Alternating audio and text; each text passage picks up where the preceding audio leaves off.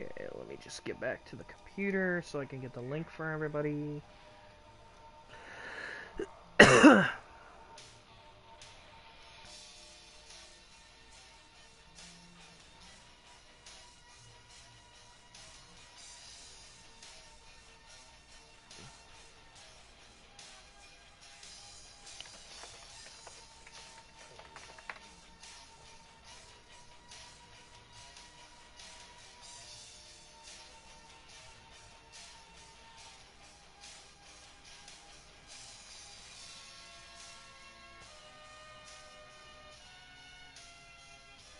Okay, it does work. Okay. Now to get the link sent everywhere before we get started. Oh, wow. Jesus, that was fast. Steve, you did it for me.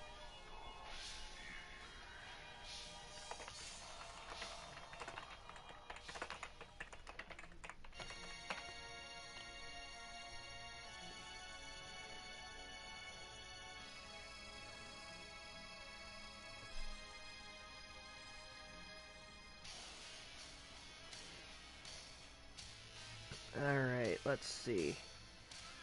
Just gotta set this up everywhere else.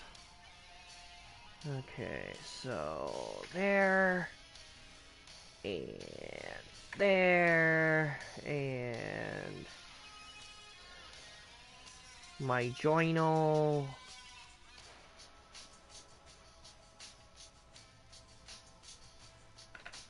We'll just paste that there. Ugh. And there we go. That should take care of pretty much everything.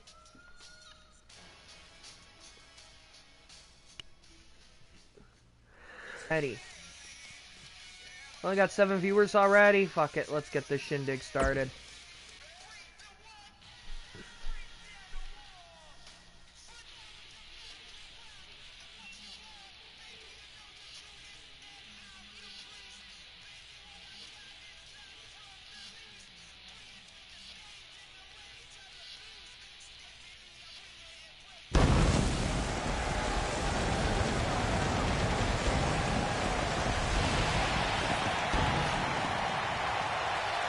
Welcome to XPWL's New Year's Eve Bash!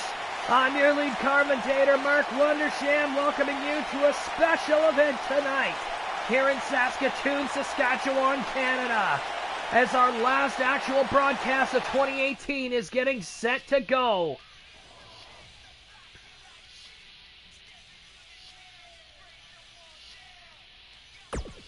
We'll be starting with, of course, by the looks of it, the Dark Queen, who has booked some time to come out here and rant again. Not exactly sure what she wants.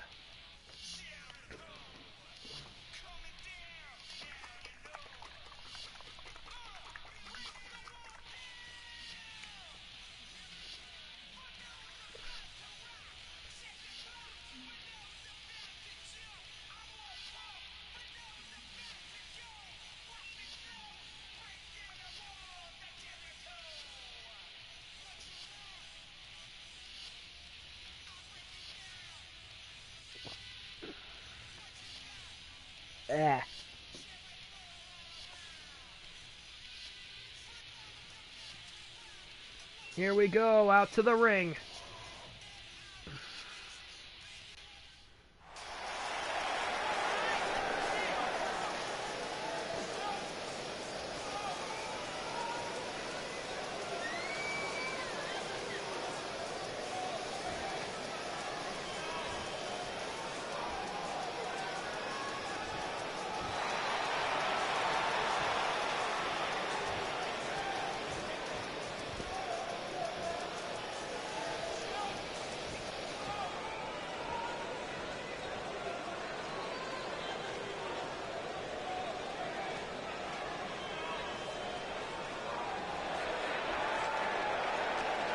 Calling the fans idiots. That's a great way to start off the end of the year there, Dark Queen.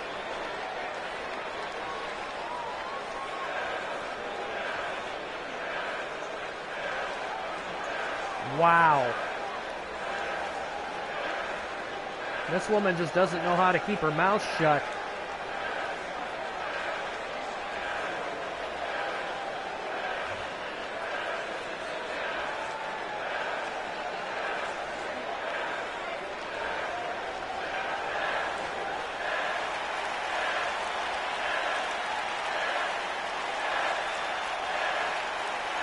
A little bit, yes, Livy.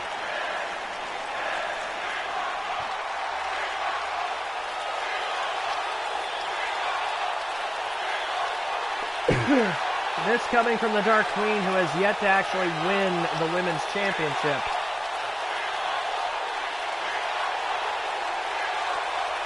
On top of that, all of her opportunities have been won by, well, underhanded tactics.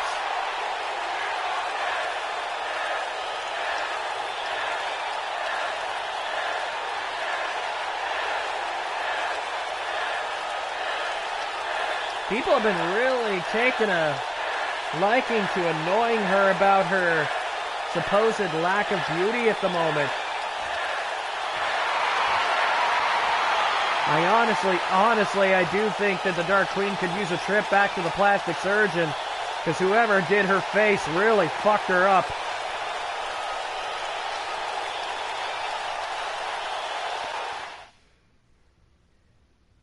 Just out there to promote herself. That's pretty much the whole reason she was out there.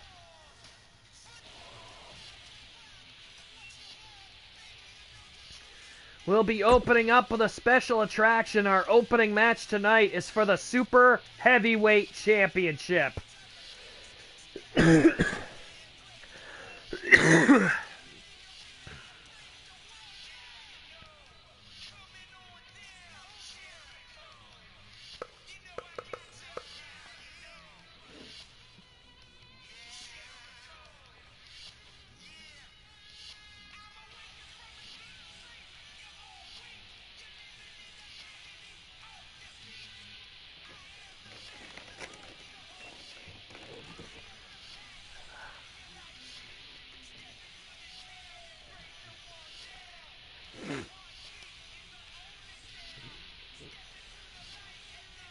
We decided, because this was a special occasion, that we were going to have a championship match tonight, and Violence was the one that stepped up to put his title on the line,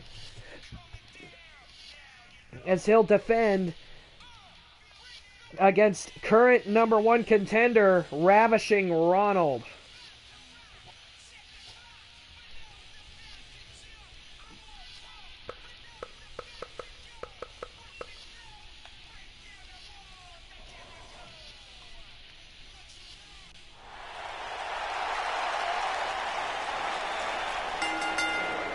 The following contest is scheduled for one fall and is for the XPWL Super Heavyweight Championship.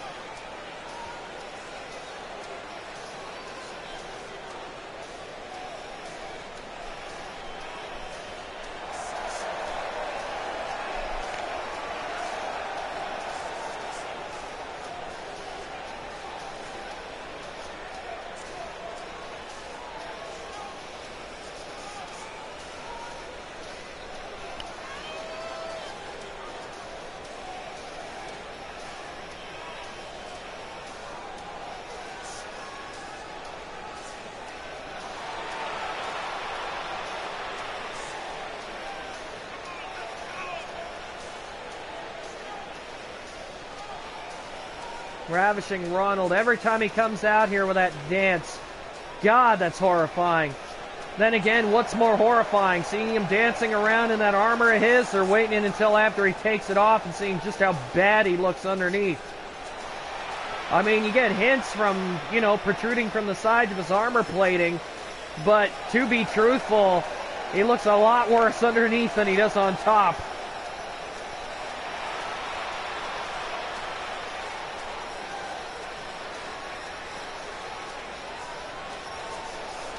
Ronald with a real opportunity here.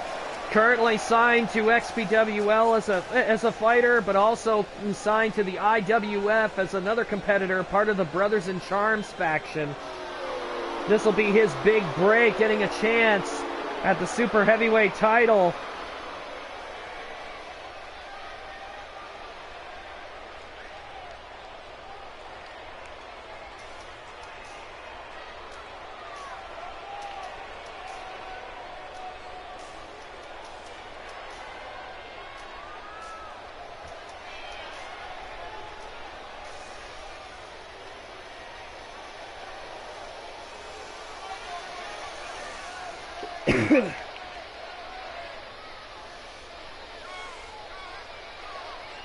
Violence walking with a purpose.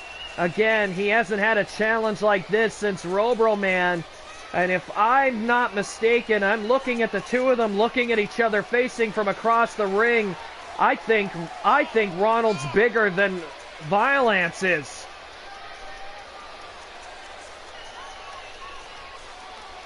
Violence is known as Ultimate Hardcore. He's known as Walking Armageddon, but he's literally going into a match with somebody who, by the looks of it, outsizes him, which has almost never happened to him.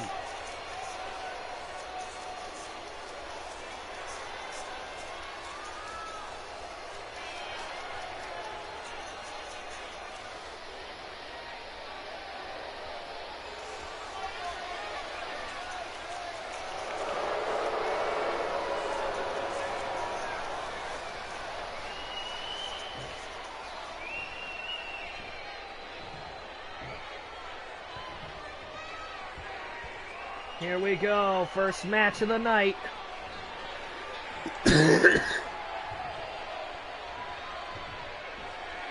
Introducing the challenger, the Nurgle Worshipper, also formerly known as the Denatured Boy. He is Ravishing Ronald! And his opponent, standing 7 feet tall, he is the XPWL Super Heavyweight Champion, Walking Armageddon, Ultimate Hardcore. This is Violence!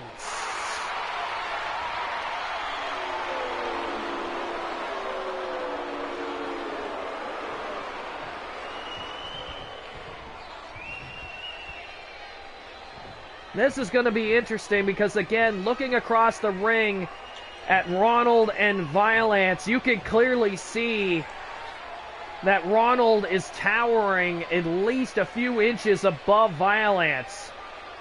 Not to mention how much thicker he is. Violence is more built, but Ronald is more bloated and large. Look at that! Rushed in and shoved Violence off like he was nothing. And they're getting into a slugfest right off the bat.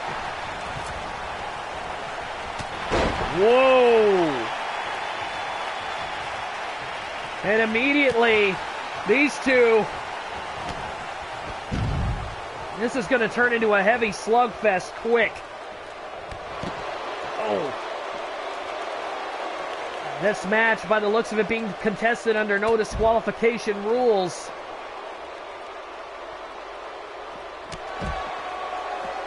Oh, Jesus.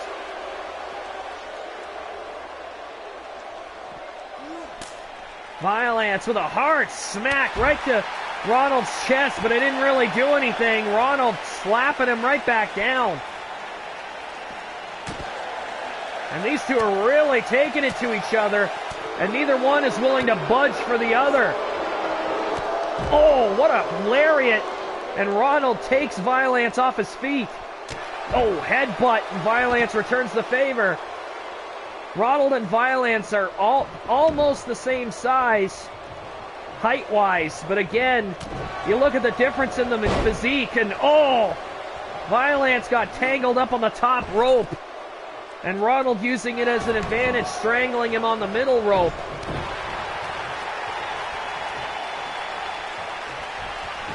And Ronald is waiting. Violence is in a vulnerable position, and he kicks Violence right in the face.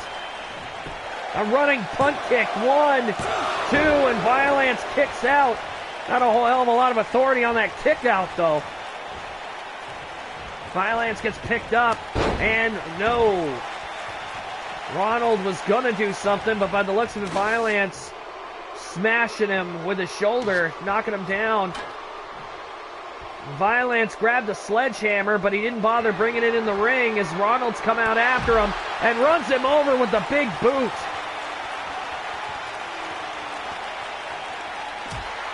And these two are really taking it to... Oh my God, a choke slam spine buster. And oh, these two are just hammering each other. We thought we were going to get a hell of a super heavyweight match, but we didn't think these two monsters would fight like this. I mean, they are throwing everything at each other. I think Violence is trying to assess the situation, trying to figure out what he can do against this guy. He has never had to face somebody that's about the same size and girth that he is. Not like this. And Ronald building up a head of steam here. Nice clothesline. Off the ropes, back body drop. What's he waiting for? Atomic drop? No, spine buster. Ronald picks up Violence, and he's pounding on Violence here. Violence can't get away from him. Oh. Tons of double axe handle strikes. And Violence answers back with a back body drop. Violence picks up Ronald. Look at this. Picks him all the way up with a power bomb. Now that was cool. Managed to pick up Ronald and power bomb him. But Ronald, by the looks of it, was ready to get right back up as soon as Violence went for the pin. He got a solid 2 count, but he didn't get anything past that. And Ronald getting back up to his feet on his own. But he's so dazed, he doesn't know what he's doing. And Violence, I think, is confused. He doesn't know what to do. After seeing what Ronald just put himself through. Oh, double axe handle strikes and a power slam. These two are really bringing the fight to each other, so to speak. And another back body drop, this time by Ronald. He picks up Violence again, grabs him by the hair. He's going to drag him over to the ropes. Nope, couldn't hold him long enough. Violence manages to get out of it. And oh! Ronald booting Violence in the head, almost took his head clean off. 1, 2, and Violence kicks out at 2. Ronald's starting to show signs of frustration now. Well, if you could call it that. Oh, back body drop. Goes for a boot that did not work.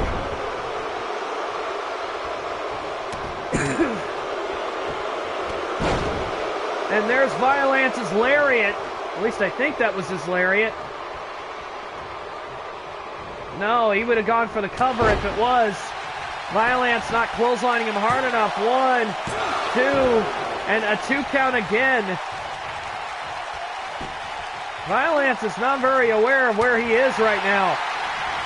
And again, Ronald pounding on Violence. Oh my God. Violence is having a lot of problems with Ronald's strength. And out of desperation again, he's going to pick him up for that elevated power bomb and drops Ronald again. Is this going to be it? 1, 2, 3, and I got to admit, Violence for the first time since he fought Roverman looked vulnerable. He walked out of that match by the skin of his teeth.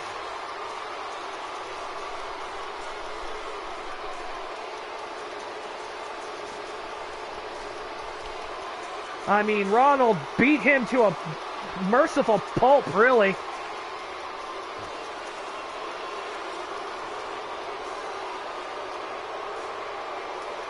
The only drawback was that Ronald couldn't put the big man down. Violence continues his rampage as the super heavyweight champion.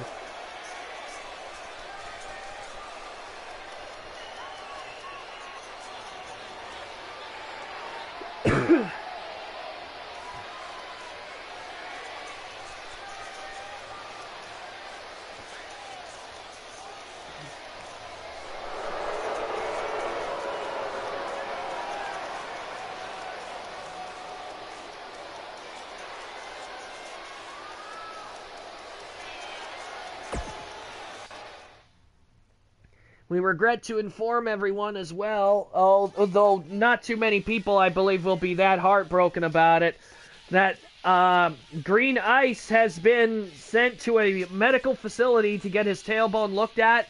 He is suffering from a severe tailbone injury from hitting that ladder multiple times. We will try to have a health update for you as soon as possible. But as far as we know right now, he has been labeled as out of action, and he might not be back for a while. He could be out for several months from what we've been told.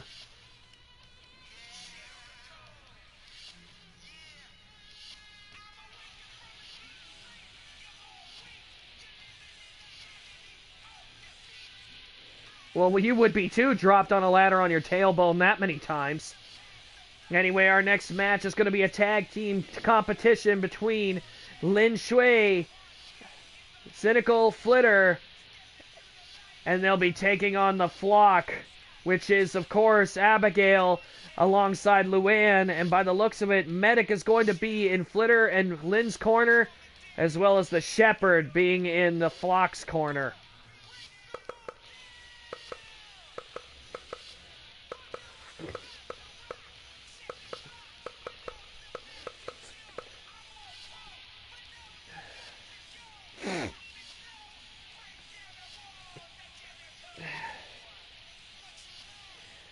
Just like to make a small note that Green Ice's injury is actually reminiscent of the title of South Park's last RPG game about superheroes, The Fractured Butthole.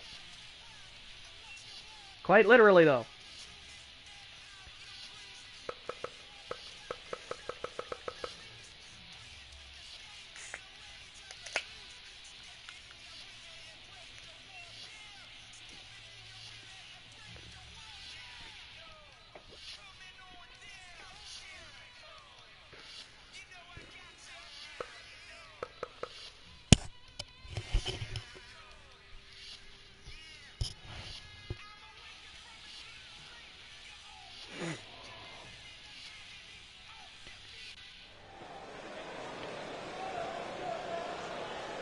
Here we go.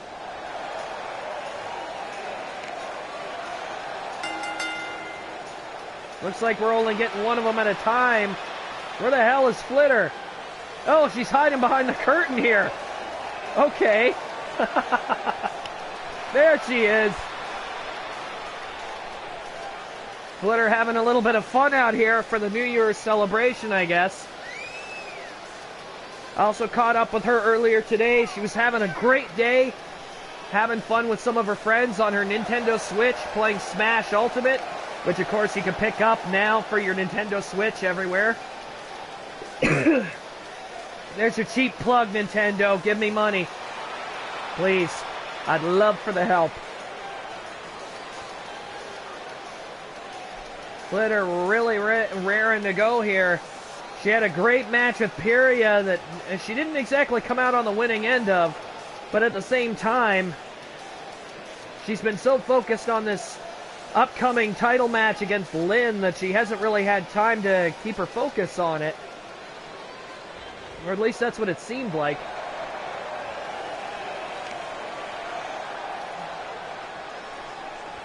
Lynn should be on her way out here anytime too now. There she is!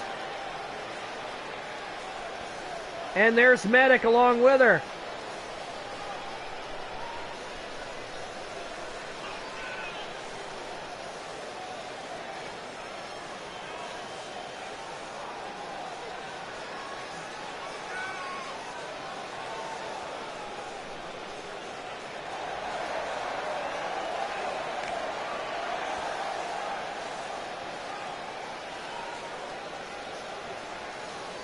Also, those in the chat that want to be nice, would you please consider saying hello to my cat, Key? We have not seen Lynn in a while. It's one of the reasons why she was adamant about getting involved in this match. However, she was involved recently. How else did she get the #1 contendership? Now, here comes the trip into the psychiatric ward.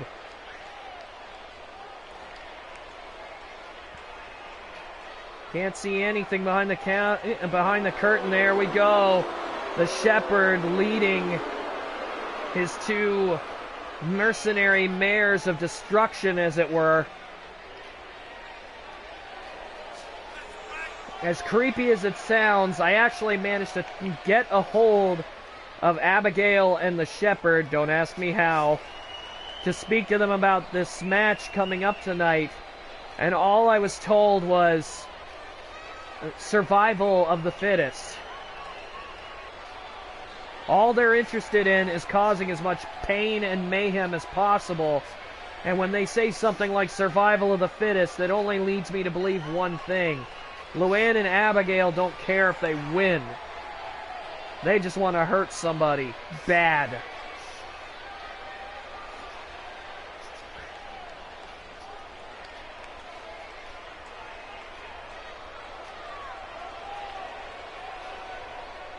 Yes, I have been, actually. Nothing worse than having this creepy feeling of having the flock around you at almost all times while you're trying to talk to Abigail and Shepherd, and realizing that they're literally everywhere around you.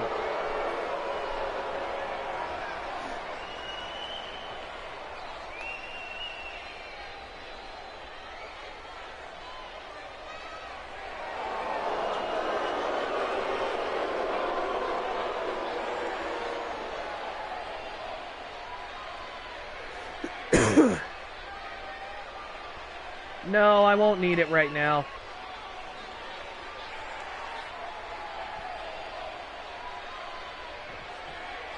And by the looks of it, it's going to be Flitter and Abigail starting this match. Abigail and Luann exchanging a few words before the bell rang, and Flitter immediately, not wasting any time, getting aggressive and going right after her.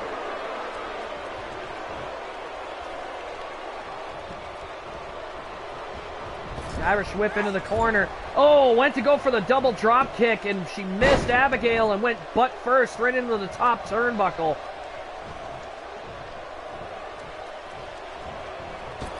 Flitter, Irish whip into the ropes.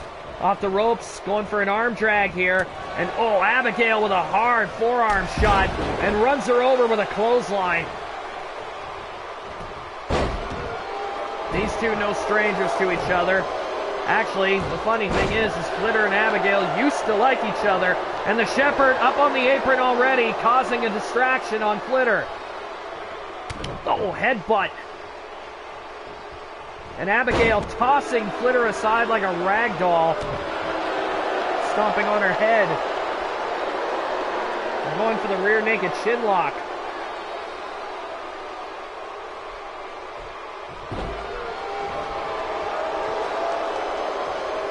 Again, the worst part of it is when you're facing the flock. It's one thing if Abigail is involved in the match, but depending on who's out there, it could be any of them. Gertrude, Brittany, Luann, Flint, Abby, Magnolia, any of them. Abigail's pretty much, people know her enough. But if it's any combination of the other ones and her, or any of them without her. Abigail going for Irish whip. Oh, just like with the match with Piria. Slides out under the ropes, comes back in and catches her from behind. And Flitter is signaling. Look at this! The medic and Lynn are picking up Abigail. This is going to be a disqualification. Oh, and the flock win, despite the factor that Abigail just got powerbombed right into the middle of the mat. I don't think Flitter and Lynn wanted to be in this match that badly. I'm actually kind of surprised. They threw that match out. And all to just powerbomb the hell out of Flitter. Or, sorry, to powerbomb the hell out of Abigail, who's obviously seeing stars. I gotta say, I know this is going to sound weird, but I think the EMT should probably take a look at Abigail and see if she's got a concussion.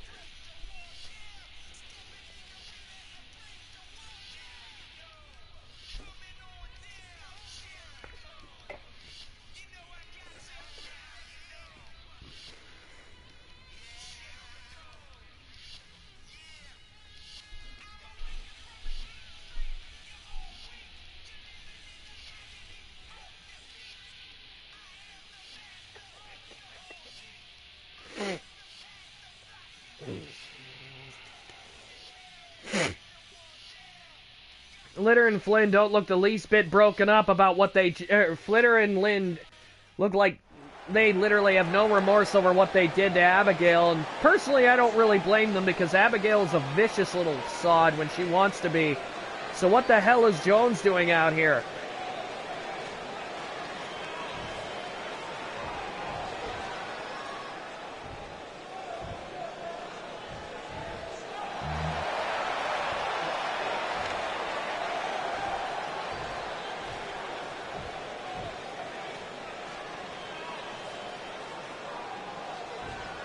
A lot of posing here by the cybernetic madman, as it were.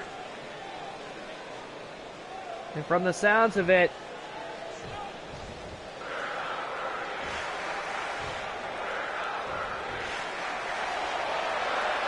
oh boy, I think I know exactly who he's talking about, and I think the people in the comment section do too.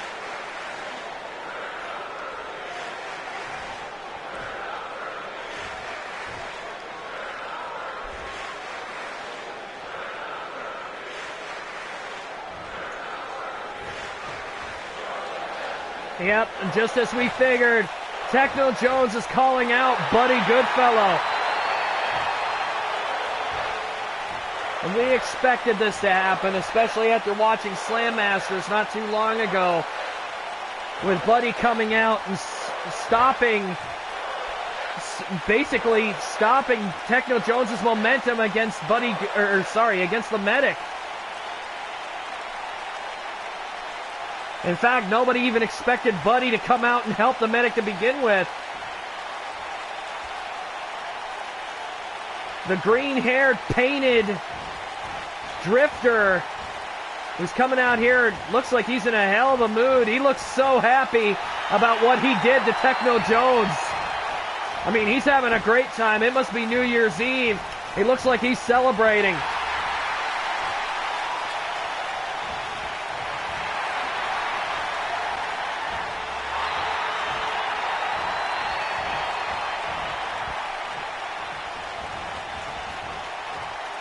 I think Buddy's lost his marbles a bit here.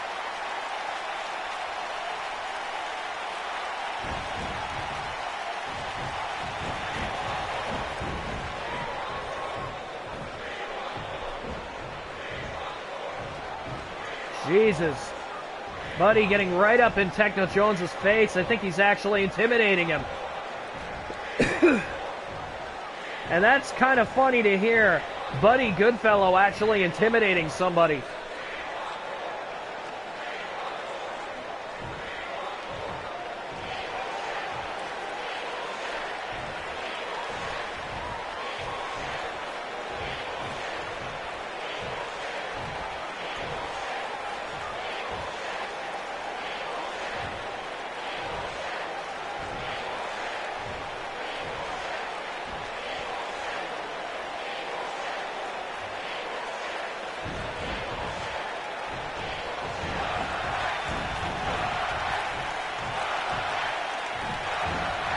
Jeez, I'm telling you, it may be similar to Sting's face paint, but you never know. He might have gone Joker the way he's acting. I mean, I'm sorry. I think Buddy's blown a few gaskets in that brain of his.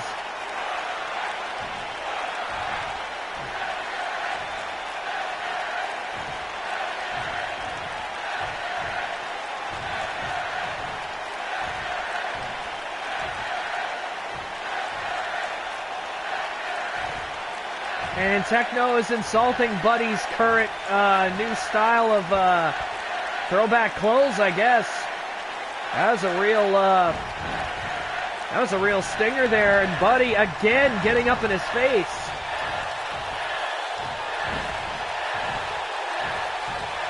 Whoa, making some pretty bold statements saying he's better than Jones is.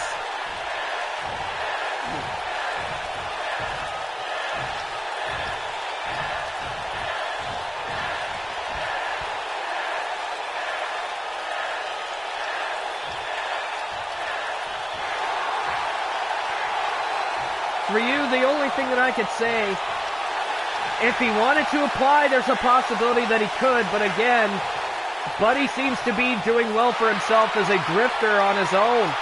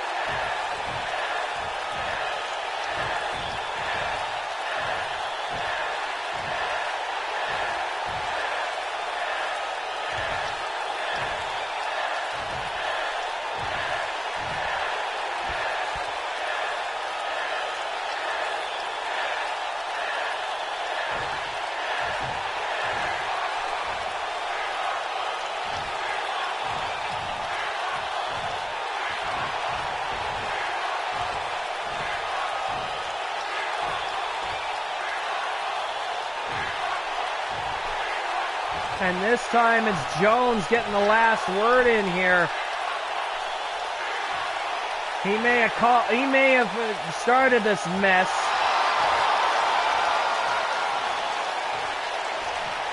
Jones got his mouth flapping, and he did actually really well.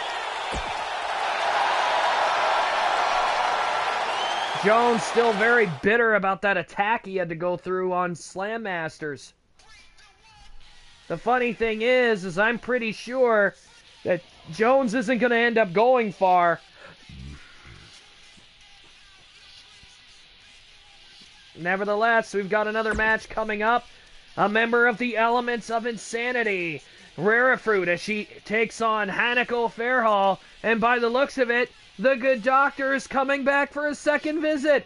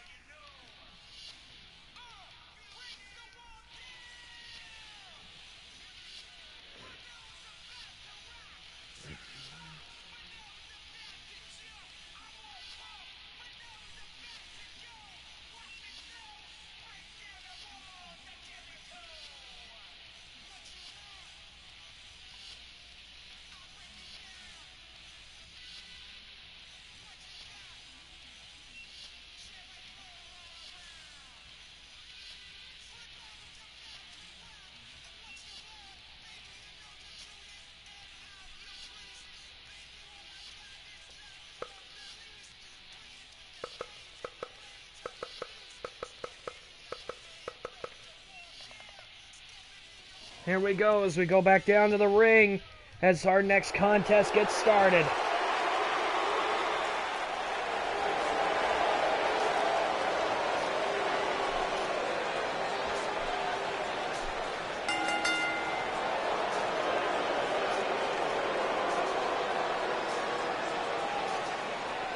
Here comes Rare Fruit.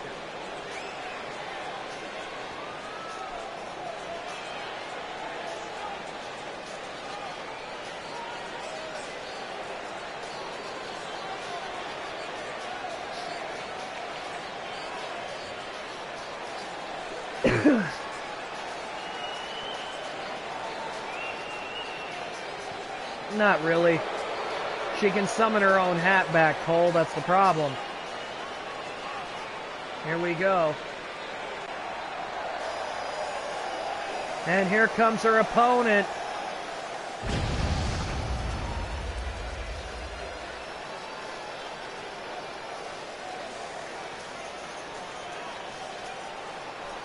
The Fireflies and the Subjects are out.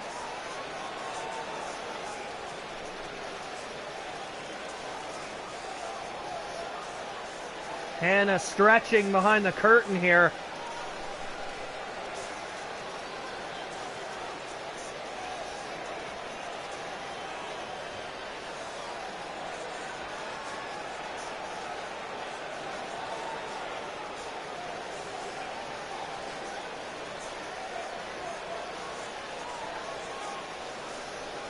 There she is.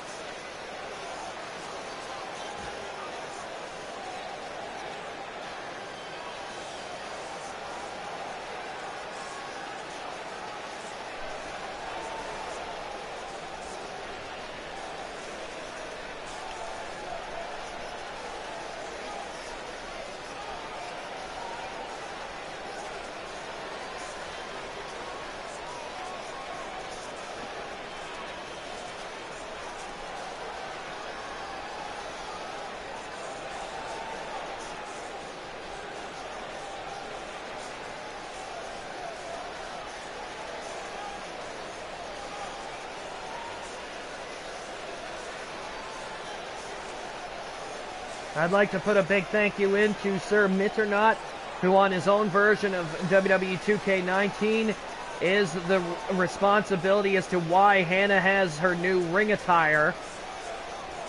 So please do send him your praise for the outfit made for her, as well as the ones that are worn by the Bloody Symphony, their alternate attires. Again, inspired by Cole, Sir Mitternaut, and his designs.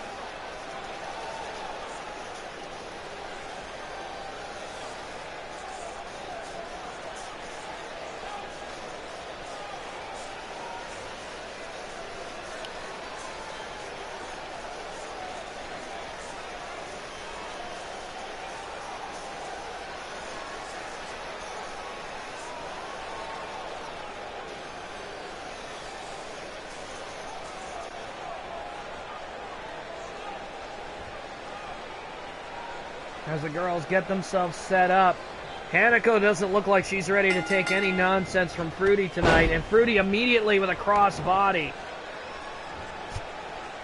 And Rare Fruit adding insult to injury, rubbing Hanako's face into the mat, dropping the elbow on the back of her neck. Rare Fruit not wasting any time, trying to cause as much damage to Hanako's face as she can. Oh, and Hanako with a kick right to the mouth. And Rare Fruit, I guess her hamstring took a bit of a shot there, and oh, pressing the high heel right into Hanako's cheek. And Hanako with an arm drag takeover, obviously not too happy about what just happened there. And arm drag takeover. And Rare Fruit missed a punch there. I don't know what the hell she was doing. Snap suplex by Hanako, and Rare Fruit in the center of the ring. Neck snap.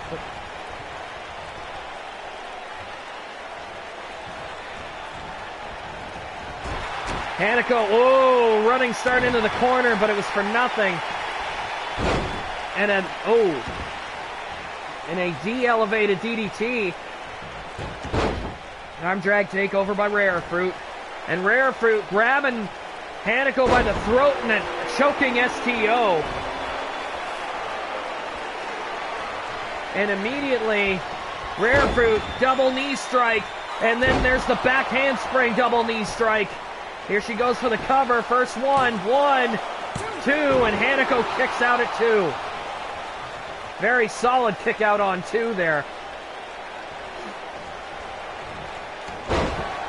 Whoa, another arm drag takeover by Hannah. Grabs her by the hair. Fruity screaming at the top of her lungs to let go of her hair. And now Hanako going for a cover. 1, only a 1 count. Hanako hasn't done enough damage to really warrant a pinfall yet. Rare Fruit, on the other hand, has been really trying that double knee strike that she did with the double handspring. Really caused a lot of problem. Hanako and Rare Fruit out here on the floor. Uh-oh. These two are really taking it to each other. The referee's already at 3 count. Hanako rolls back into the ring. Grabs a hold of Rare Fruit. Kicks her in the gut. Whoa, she was going to go for that twisting cutter. Rare Fruit dodged it. Rare Fruit picks her up for the attitude adjustment. Rolls through, picks up Hannah again. She's going to do it again. Oh, Jesus. And another pin attempt. 1, 2, and Hanako again, a strong kick out at 2.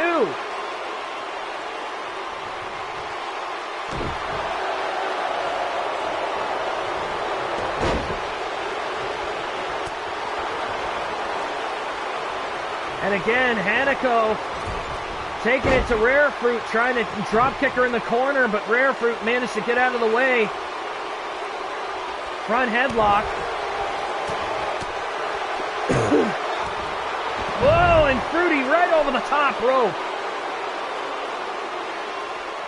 Down to the floor, Hanako going out of the ring after Rare Fruit on the floor. Again, that's exposed concrete, no mats out there. Oh, hard right hand right across the face, and a clothesline by Hanako out here on the floor. Oh, and Fruity again. Oh, went for a knife edge chop. Thank you, Cole. No offense, guys. I just appreciate it if you guys would leave that until another time. Hanako gets back into the ring here with Fruity. Are we going to actually see it this time? She's going to go for it. Twisting cutter. Hanako getting close to a victory here. She just needs to secure something. Rare Fruit stuck in the corner. And I think Hanako's going for a trump card here.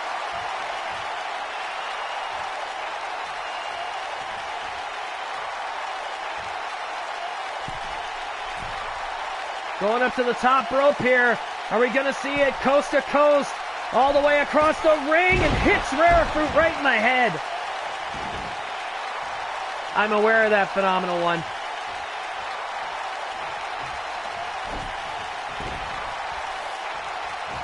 Going for another cover here. 1, 2, and Fruity kicks out at 2. And Hanako a little astonished at the fact that that was only a 2 and not a 3.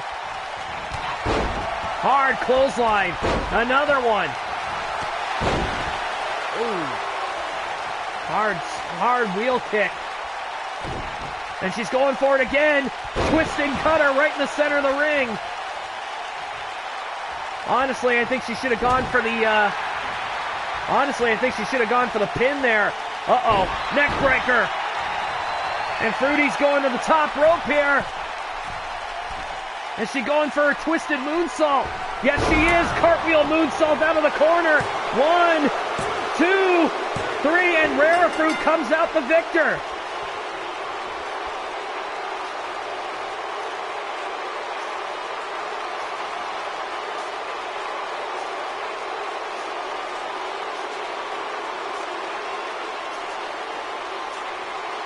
Rare Fruit managing to pull a pretty decent victory over Hanako here. A real, like I said, it was a real effort to actually get there. Hanako pushed her to the limit to get her to actually fight.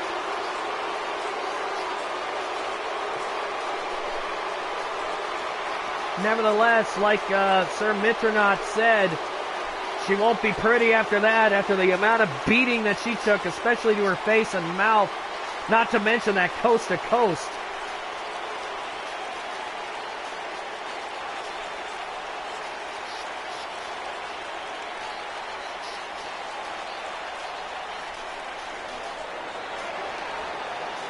Rare Fruit demanding her hand get raised. Wow, is she demanding. Telling the ref raise her hand again and showing off.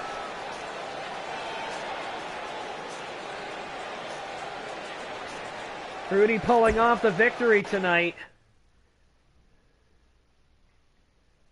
As we get ready for our next fight, which is, ironically enough, Rachidile against Techno Jones.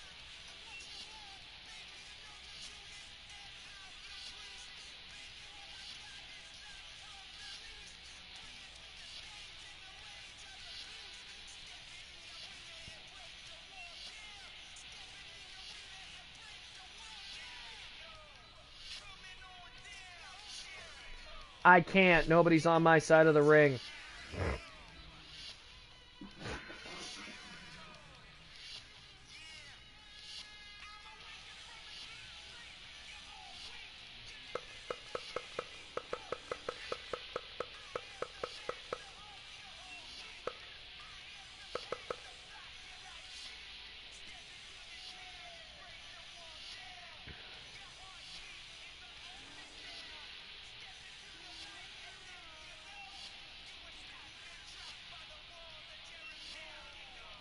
I don't need to have somebody at ringside all the time to help me.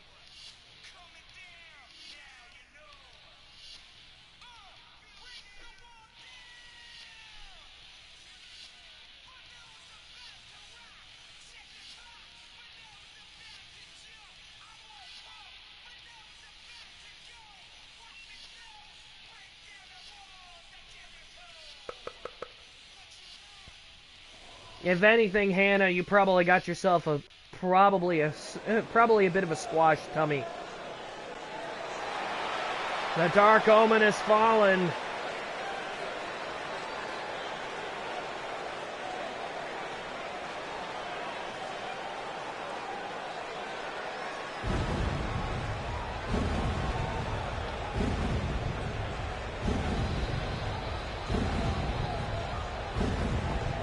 Oh boy.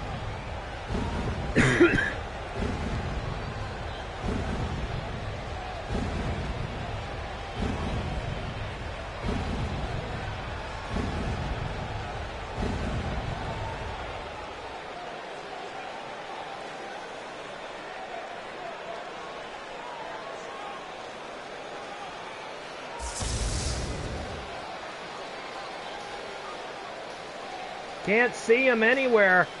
The curtain's in the way. You can kind of see him.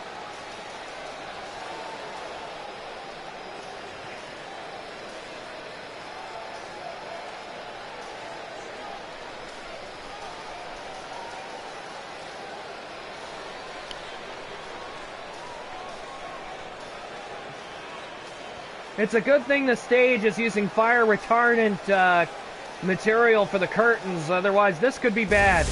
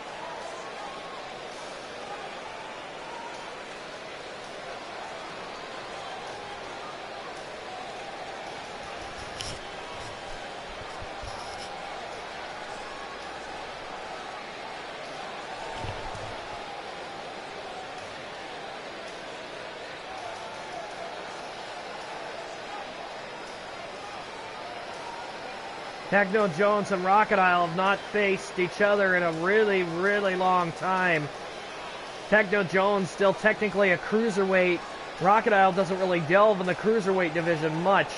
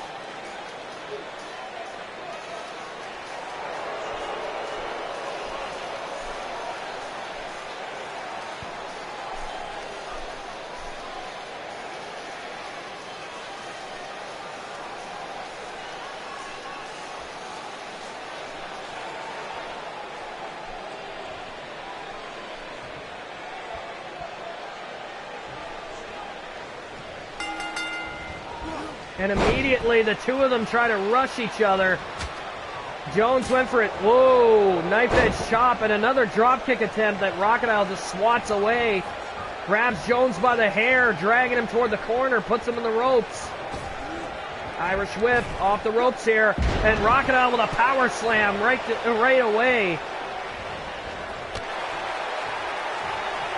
And Jones is going to have some problems in this match.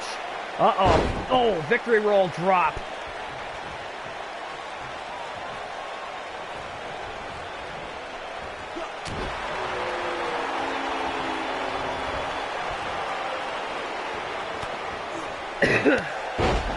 Oh, hard punch by Jones, but Rachidile hits him with an enziguri kick and knocks him right off the apron. And now they're fighting outside the ring again. Something these two are not, these two, and something neither of them are, foreign to doing. And these two are fighting over attacks out here, dodging each other's strikes. Uh-oh. Oh, reverse DDT. And immediately we're up to 6. Jones throwing Rachidile into the ring here. And some kind of a pin attempt here. Got for a sunset flip. 1, 2. Rachidile counters. 1, 2. No, another counter. 1. Another counter. 1, 2. Another counter. 1, 2. Jesus, these two are fighting over the pinfall like it's literally like it's a dingo in a maternity ward. And Rachidile hits the running super kick. Caught Techno right in the face. Techno didn't even see it coming. And DDT. And Jones got right back up. Uh-oh, the ref being distracted. And Jones going for the gutbuster, hits Rock with it. Rachidile almost picked up the chair. I thought he was going to use it. Jones beat him to the punch there. The gutbuster out of nowhere. Rachidile is measuring Jones here off the top. Oh, cannonball senton, but he missed the landing. Jones with a cutter. Rachidile getting right back up. Rock getting sent into the corner here. Jones went in for a running move. Rock caught him in midair and gave him the Uranagi. And over the top onto the apron goes Rachidile. Oh, hard elbow. Jones grabbing a hold of Rachidile by the head. Is he going to superplex him back into the ring? Yes, he is. from the second rope back into the ring. Going for a cover here. 1, 2, and Rachidile kicks out at 2. Jones hitting the gut buster in the early going. Surprisingly, he hasn't gone for the detonation kick. Rachidile tried to do a springboard back heel kick and he missed, but he sends Jones over the top rope with a clothesline.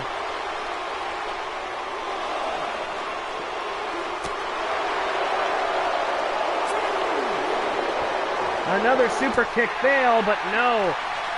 Jones tried to capitalize. It did not happen. Rachidile was trying to go for some kind of power slam, but Jones able to sneak out of it. Oh, face stomp. And a drop kick to the back of the neck.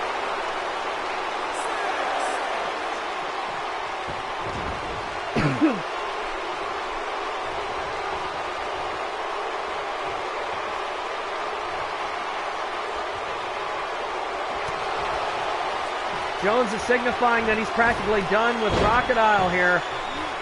Building up a head of steam. And Rachidile can't seem to get any steam going here for himself.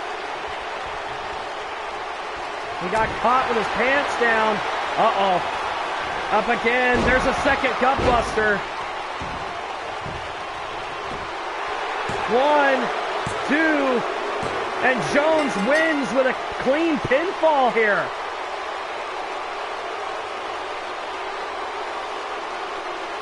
These two had a hell of a contest with each other. Jones must have wore out Rachidile. Either that or Rachidile still feeling the effects of that match with puke. I cannot believe the amount of counters these two did to each other. And again, Dark Queen's distraction could have given Rachidile the opportunity he needed to win this. Instead, it gave Techno Jones the opportunity. I'm willing to bet that Rachidile was still feeling it from his match with puke, because let's take in mind, he was only in action maybe an hour earlier. Sorry, an hour or two earlier now that I think about it. Jones wins.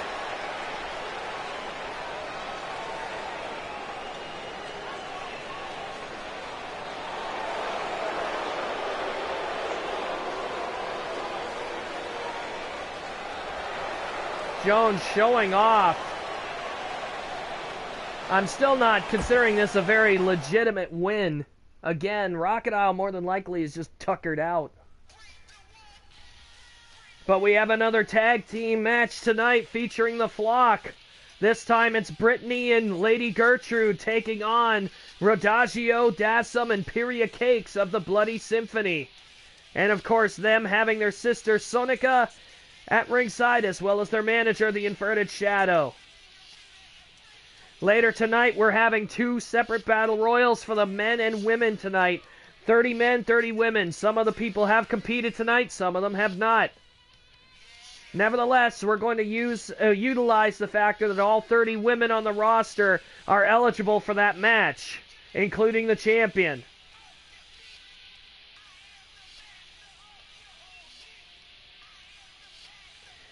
Texan, you and Steve are part of the men's battle royal later tonight.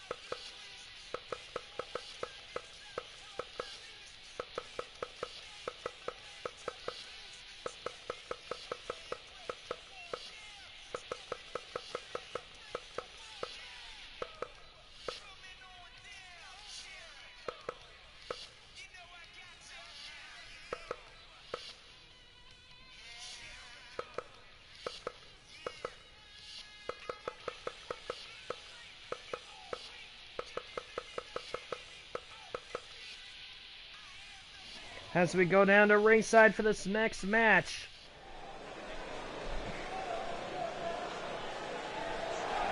Here we go.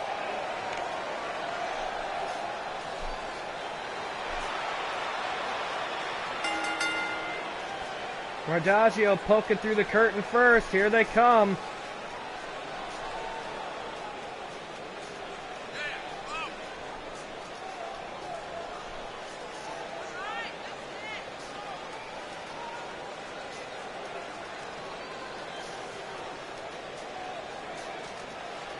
And again, Shad getting the best seat in the house. You can see him back there shaking his head.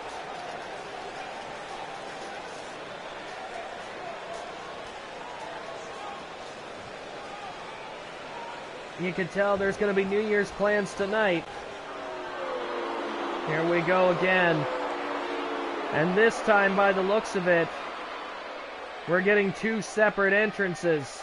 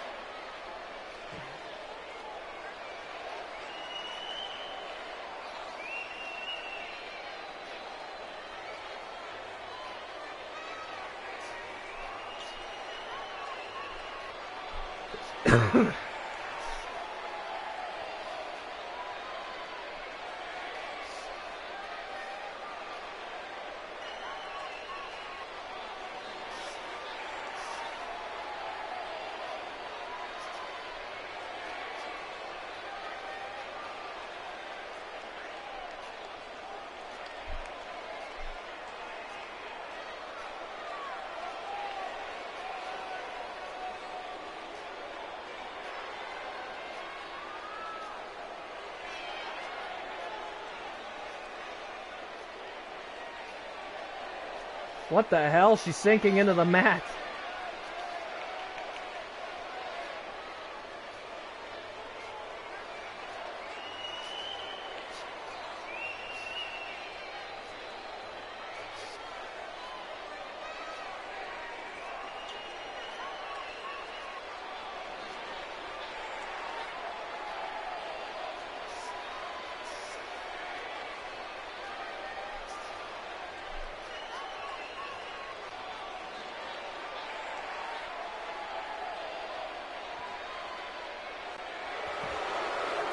And again, the lights go out as we know Gertrude is next in line.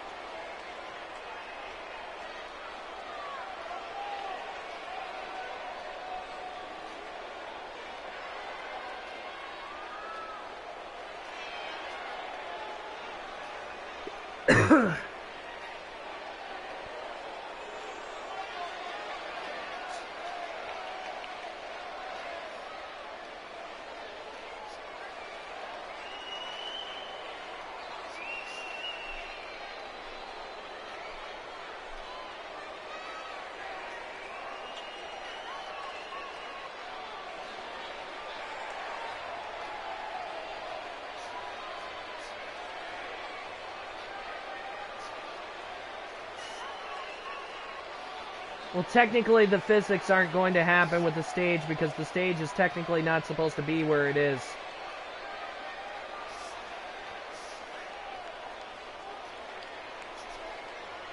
And by the looks of it, Gertrude's going to do the exact same thing Brittany did.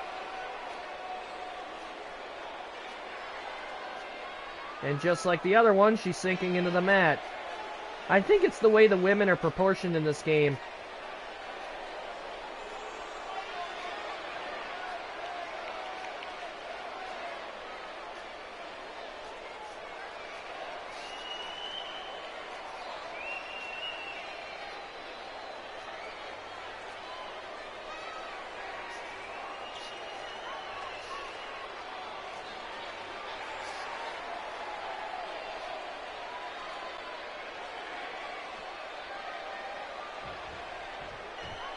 So it's going to be Rachidile and Brittany starting off for their respective teams here.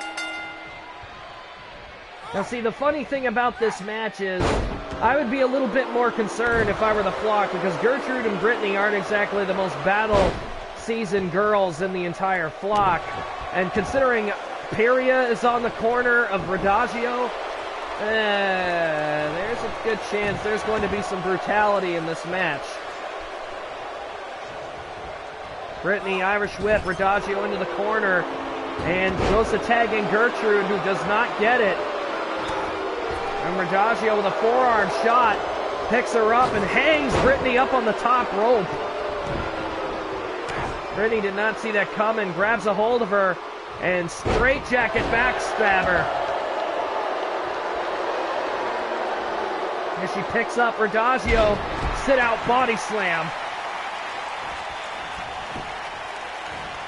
And oh, European uppercut.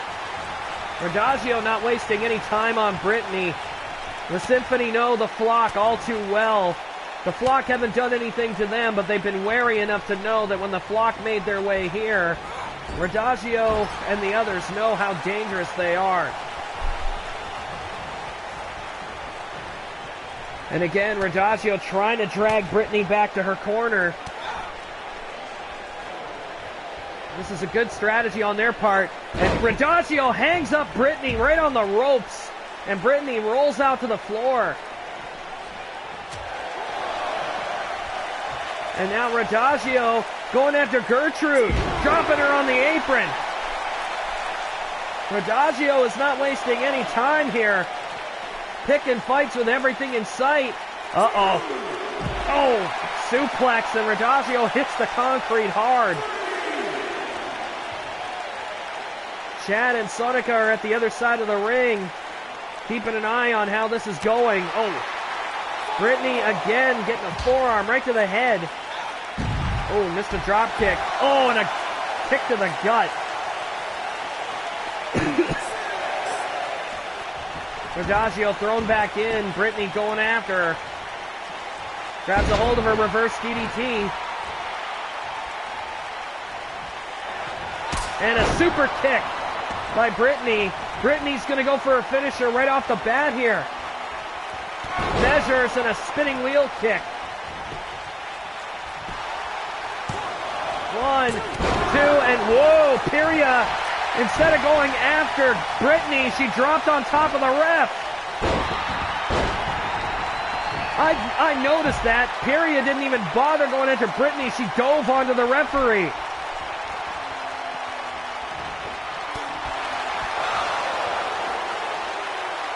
And again, Brittany hiding out on the floor here.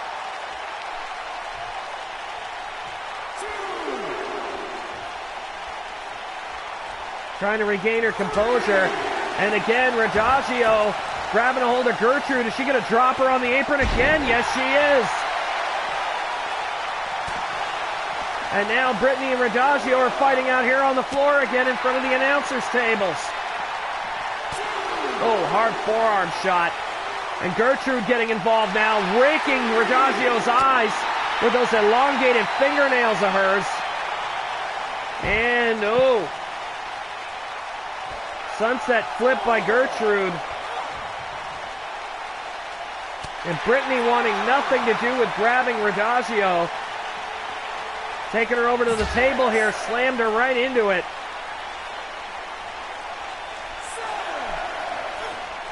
Smashes her head first into the table. We're at it. 7 count. These girls need to get back in the ring. 8.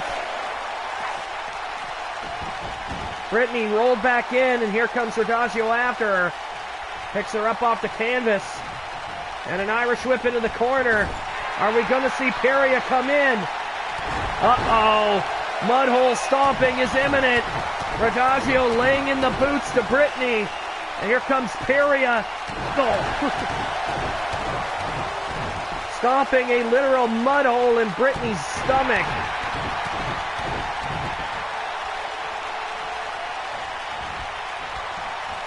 And a hard drop kick. And again, Brittany trying to escape the ring by rolling out. She didn't get far enough away, though. Only a 1 count there. Oh, arm drag. Dropped her right into the center of the ring here. And Brittany going for some kind of submission hold. Oh, wow. Single leg crab. And Perry immediately kicks her off. Uh-oh. Peria, pump handle Uranagi. And she's grabbing a hold of Gertrude. She's going to bring her in. Brings Gertrude right into the center of the ring. If Brittany's not going to come in, she's going to make sure Gertrude isn't in a good enough shape to tag out.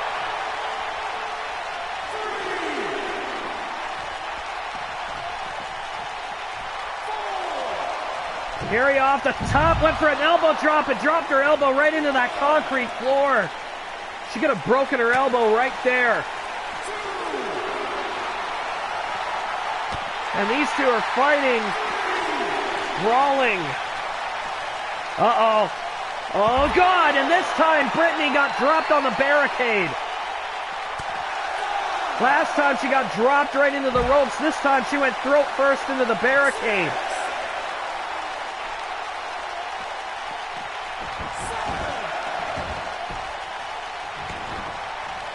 And Gertrude tags in, and right into an arm drag takeover from Peria. Peria off the ropes here.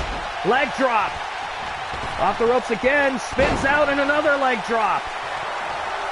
Oh, God, here we go again. Wait a minute, this is all girls doing this. Peria, Radagio, and Sonica are going to take out Gertrude here. Off the top rope, is this going to be a disqualification? Oh! No, it isn't. It is not a disqualification.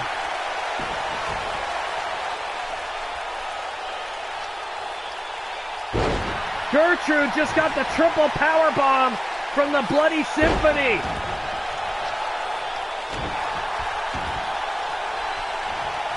And Gertrude fighting through it, getting a hold of Peria's arm and wrenching it out of joint there. And Peria rolls out to the floor. Gertrude took a shot at Radagio. Very bad idea. Peria is crawling away from the ring, though. I hope she's okay.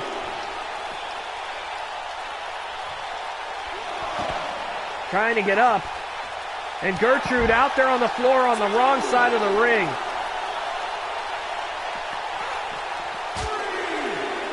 Oh, Gertrude and Peria just exchanging some some strikes.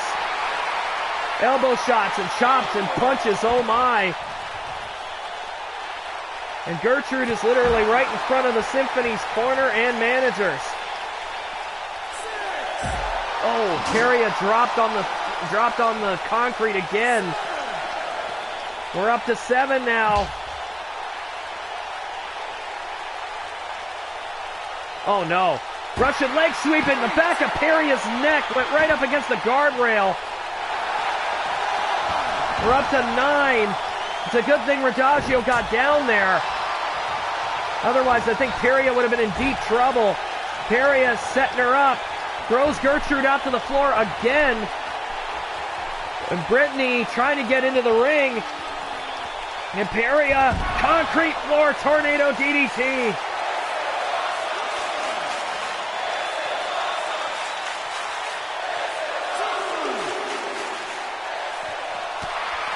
And Gertrude is still fighting. Arm lock.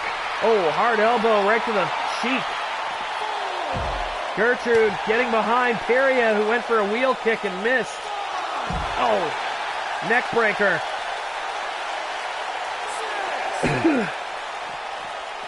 And now it's Peria being rolled in. Peria trying to make the tag. It tags in Radagio, who's fresh. And a hard kick right to the head.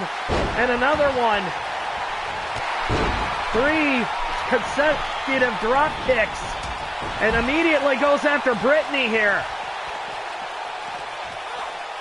Dropping Brittany right there on the apron. And Rachidile taking liberties with Brittany, who's not even the legal participant in this match right now. Uh-oh. Pump handle reverse power slam. Well, Brittany just got taken out of the equation.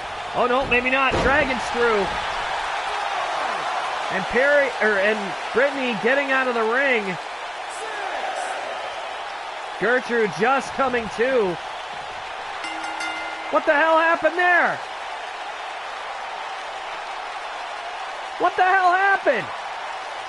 The referee just called for the bell and awarded the Flock the victory. What the hell was that? That match was a no contest. The following match coming up is the Royal Rumble match. Here are the participants that you can see on your screen right now. I think Rachidile might have gotten knocked out. We're going to get somebody to go down and see what's going on.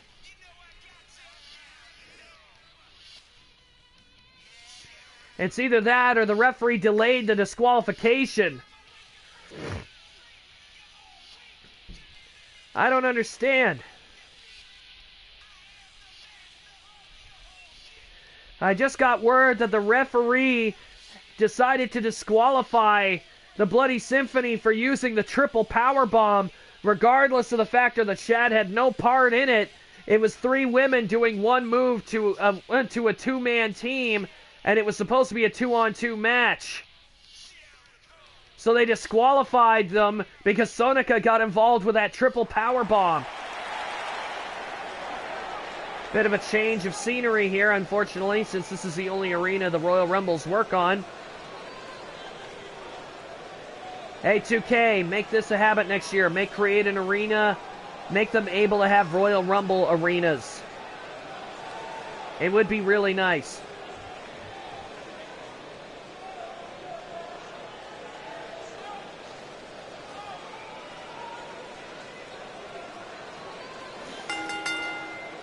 The following contest is the Royal Rumble match.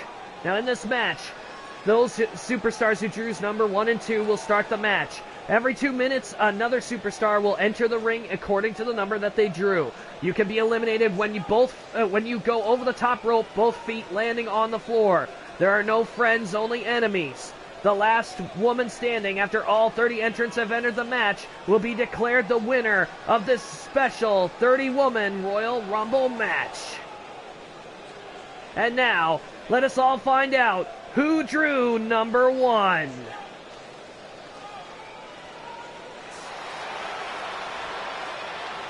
Number 1 happens to be Jadra the Storm from IWF.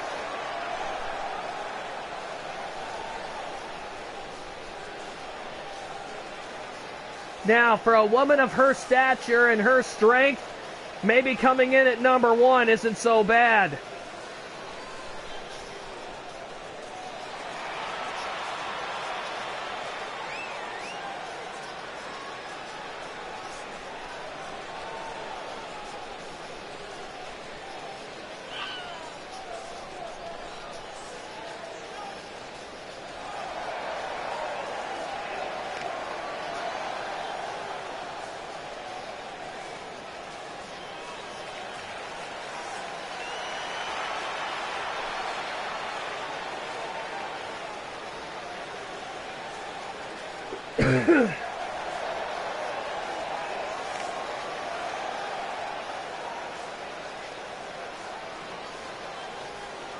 I know, I'll have to change that. I'm sorry, Cole. Now let us find out who drew number 2. I hope the stream holds out.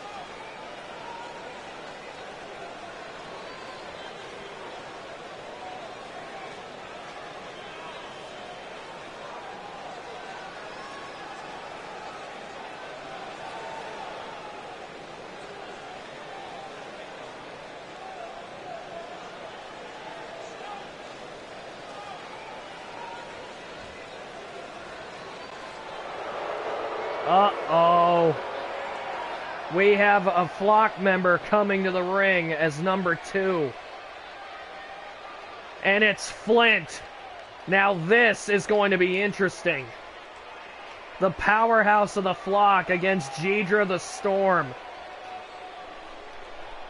And what the hell is Flint bringing with her to the ring?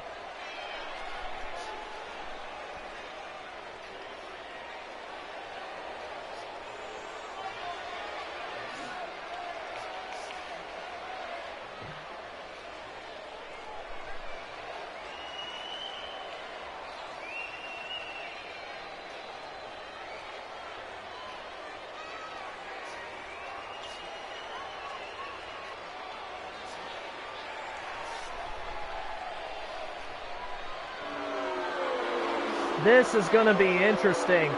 Like I said, this is 2 powerhouses from their respective teams getting ready to do battle here, and they're the number 1 and number 2 entrants. One can only imagine how this is going to go. And immediately Flint tried to go for a big boot, and she screwed it up. And these two getting into a technical fight here. Headlock applied. Jidra gets out of it. And Flint, oh, kick to the head by Jidra. He goes in for a crossbody and misses. Flint, oh. Whoa. And immediately we're already getting a countdown. 3, 2, who's coming next? Cloud Chaser. And Flint working Jidra in the corner here. And here comes Cloud Chaser. Wearing that bikini. I don't know what the hell she's using this for. Maybe it's like a strategy tactic. There's less of you to grab. It'll make it harder to throw you over the top rope. Maybe she oiled herself up before she came out here. Oh, mat slam by Jidra. And Cloud Chaser taunting Jidra from behind. Bad idea. And here comes Dustbine next. Spine buster. Cloud Chaser is in trouble. And here comes Dustbine kicking Cloud Chaser in the back of the head. And whoa! Did you see that? Dustbine went for a spinning wheel kick. Cloud Chaser caught her and dropped her in a backbreaker. Oh! Drop kick to the knee. Oh, and a kick right to Jidra's head. And Sonika is up next. Here she comes. We're up to number 5. Sonika crawling into the ring here. And Jidra with a belly-to-belly on Flint.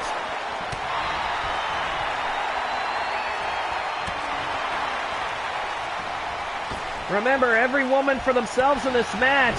And Jidra, Hurricane Rana, and Flint's been eliminated. Flint over the top rope first. And now Jidra paying attention to Dustbine as Sonika eliminates Cloud Chaser.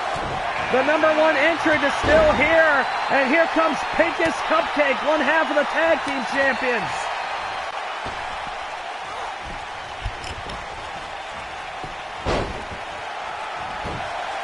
Drop toe hold there by Dustbine. And Jidra trying to get the crowd worked up. Pinkus and Dustbine now engaging with each other. And Jidra now sets the lock up with Sonika. Grabs a hold of her. Takes her over to the ropes. Is she going to try to take her over? Picks her up. Sonika holding on for dear life here. And here comes Brittany, who I can imagine is not going to have any friends coming in here, especially if the Symphony and the rest of the Symphony get out here.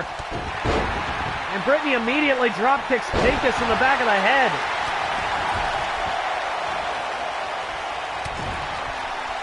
You gotta wonder whose entry is coming up. And what the hell was that? Sonika went for a Hurricane Rana. Brittany got flipped over and landed on her feet, and Dustbine eliminates Jidra. Dustbine showing a pretty good feat of strength and picking up an Amazon and getting her over the top. And here comes the other half of the tag champions. And Apple Pills gets into the ring. Whoa, Sonica drunkenly missing the enziguri and gets dropped with a DDT.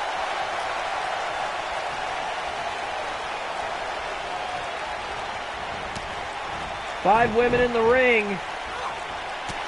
And Apple Pills immediately trying to go after Sonica, who drops her. Whoa, sunset flip powerbomb by Pinkus Cupcake.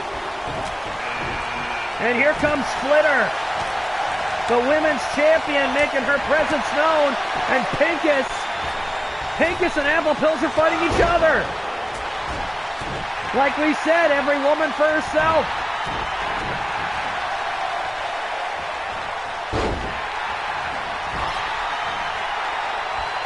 Brittany again lodged into the corner and left there. Here comes Sonica, kicks her right back into it, trying to get her over the top. Oh. And Brittany is hanging up on the top rope here in danger zone here. Oh. And here comes Carrot Core. Dustbine's getting a bit of backup here. Now we have 2 EOI members and 2 of the Magitex. And 1 of the Bloody Symphony. And whoa, Carrot Core taking Sonica's leg right out from under her there. Carrot Core and Sonica immediately going after each other. And look at this, stirring the barrel right off the bat. Sonica not wasting any time with Carrot Core here. Right in the center of the ring, Sonica with a stirring the barrel. Flitter almost went over the top rope too.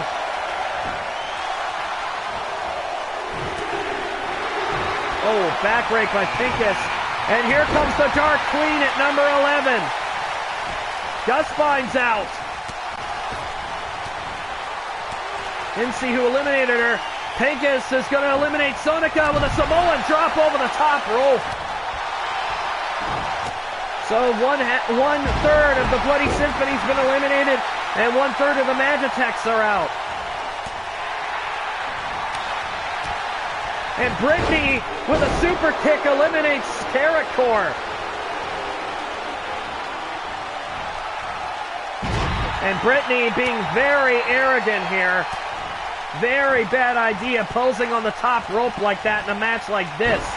Whoa, Dark Queen catching herself in a German suplex and landing on her feet. And going for Pinkus right away. Hurricane Rana by Brittany on Apple Pills. The Dark Queen trying to get Pinkus over. She just can't do it. And Apple Pills, whoa! Drags the rope down and Brittany soars over the top rope. Brittany now eliminated. Now Pinkus and Apple Pills are fighting each other again. Oh! And Flitter takes out the Dark Queen. What a stroke of luck. As soon as Flitter saw the Dark Queen, she clotheslined her right over the top rope. Here comes Lyrenolin, 1/2 of the New Breed.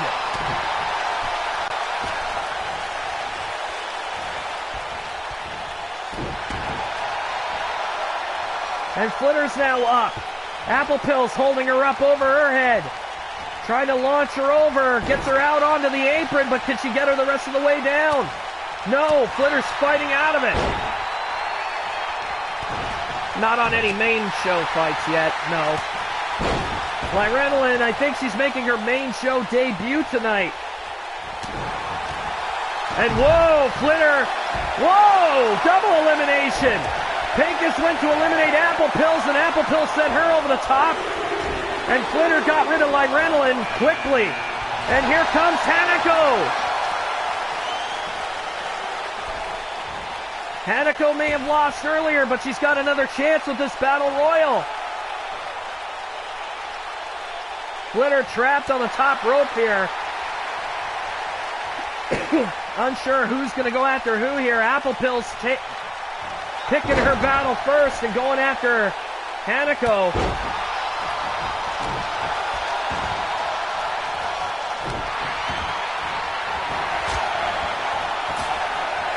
And Apple Pills and Cynical Flitter getting into a chop fight and a suplex into the corner. Here comes another flock member as Magnolia is now making her way out here. And Hanako almost eliminated the women's champion from this. Magnolia went for a basement drop kick, but she missed. Picks up Flitter, taking her over to the ropes. Is she going to try to get her over?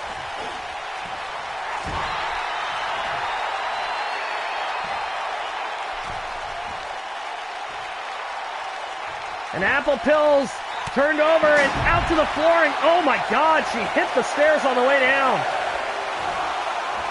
Butterfly suplex on Magnolia, and Hanako and Flitter are back at each other again, and here comes the second member of the Bloody Symphony, Peria Cakes. And a hard forearm shot to Flitter.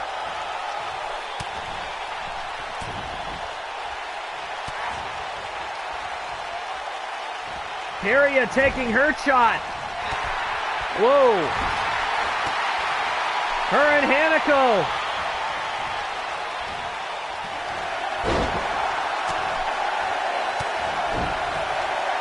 Oh. Hard gut shot on Peria. There's another snap suplex from Magnolia. Here comes Shimmer Cakes at number 16.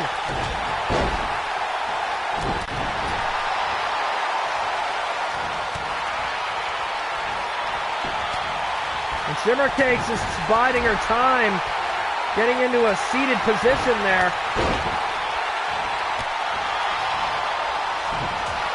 And Flitter and Shimmer Cakes about to lock up here. Or maybe Shimmer Cakes is trying to get Flitter out. Going for the clothesline, and out goes Flitter. Flitter got a good amount of eliminations in this match too. Here comes Rainbine.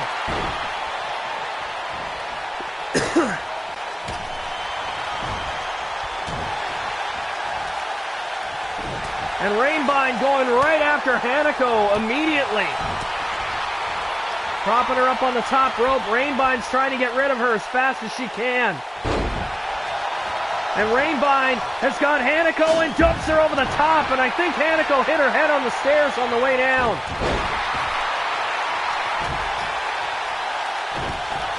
Oh, what a kick right to the jaw. Rainbine, not exactly in the best situation there. She eliminated Hanako and she walked right into a clothesline that wasn't even meant for her. Peria's getting some backup here as here comes Radagio of the Bloody Symphony, the last member.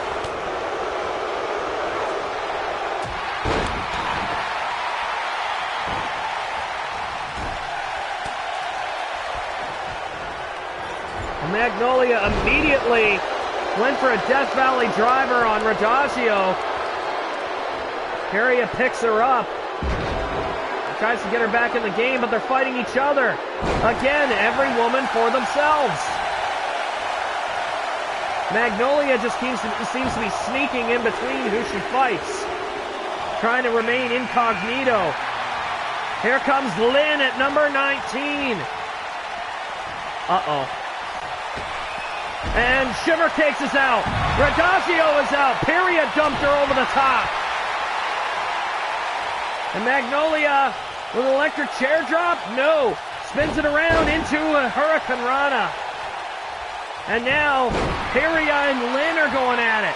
Nope, never mind. Rainbine wants Lynn.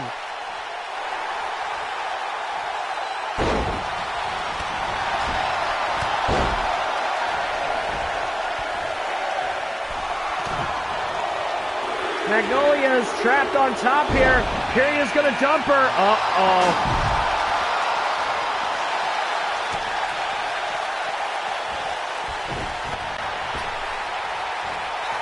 Abigail. And she immediately saw Lynn and went after her. There goes Peria. The Bloody Symphony have officially been eliminated from this match.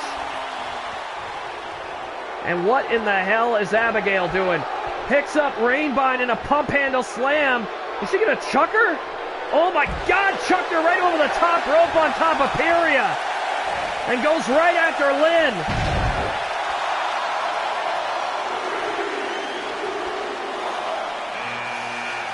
Uh-oh, another newcomer.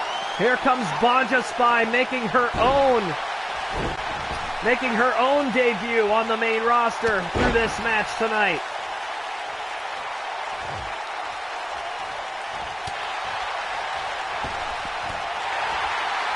Lynn doing her best to try to fight off Abigail here.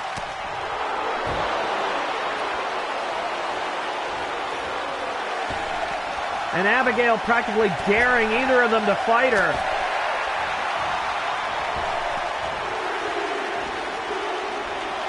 Uh-oh, running start. And Lynn almost over the top. Here comes Luann. Back up for Abigail, no doubt. We're at number 22.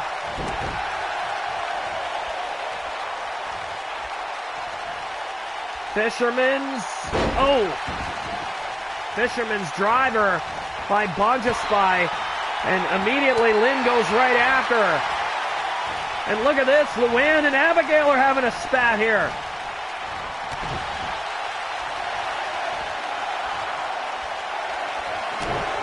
Whoa! Russian leg sweep. Banja almost over the top here. Here comes Lady Fang at number 23.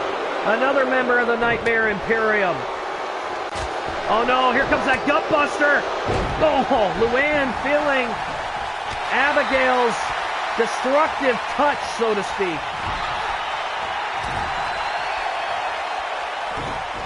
And Banja and Abigail exchanging blows in the corner here. Really hammering into each other. Uh-oh. Oh, Banja over the top rope to the floor. Abigail eliminates her. Here comes Rare Fruit at number 24. And there goes Lady Fang.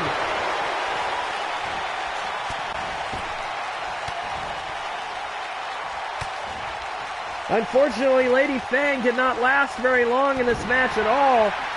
I think she got taken by surprise at Luann's brutish nature. I don't think she's used to having the flock be as wild or crazy in a match as they are in this one.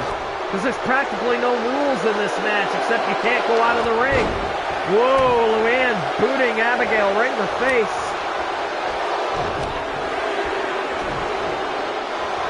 Whoa! Choke slam.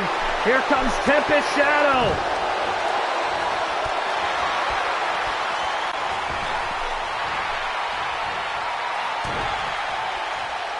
Tempest is stalking Abigail from behind here. Is she going to attack her? No, she wants Luann. And Rare Fruit going after Lynn like it's no one's business. Uh-oh. Tempest trying to get Luann over to the ropes. It didn't help. Rare Fruit kept pushing her too close.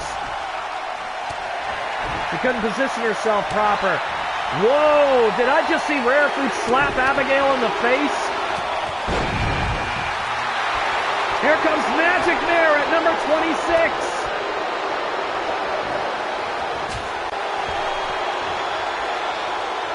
And oh, Lynn gets dumped out.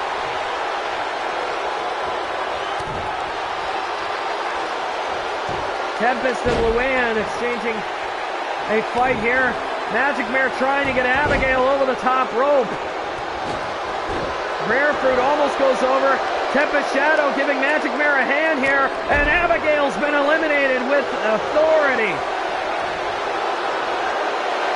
Man, did she ever fly. Uh-oh. Oh. Now Tempest Shadow, one of the more muscular girls in this match, is just pounding, or at least she was pounding on Magic Mare. Here comes the leader of the EOI, Brutalite Sparcake. And Luann goes after her immediately. Or did anybody else notice that? As soon as Luann saw Brutalite, she reacted immediately. Go after her. It's like she's programmed to do it. And now, Magic Mare trying to get Rare Fruit over the top.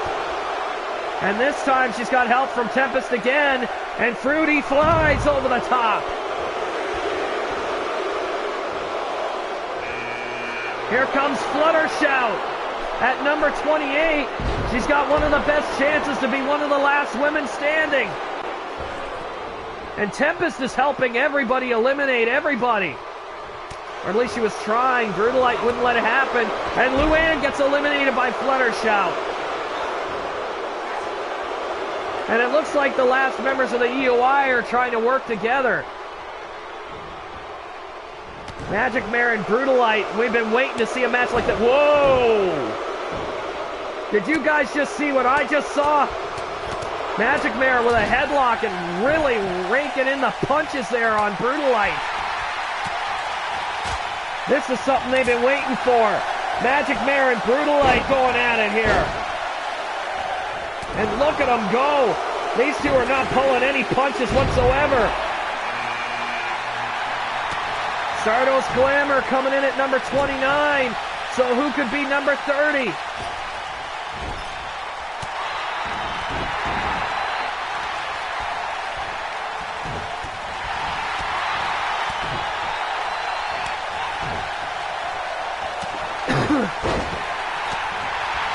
And Stardust going immediately after Brutalite.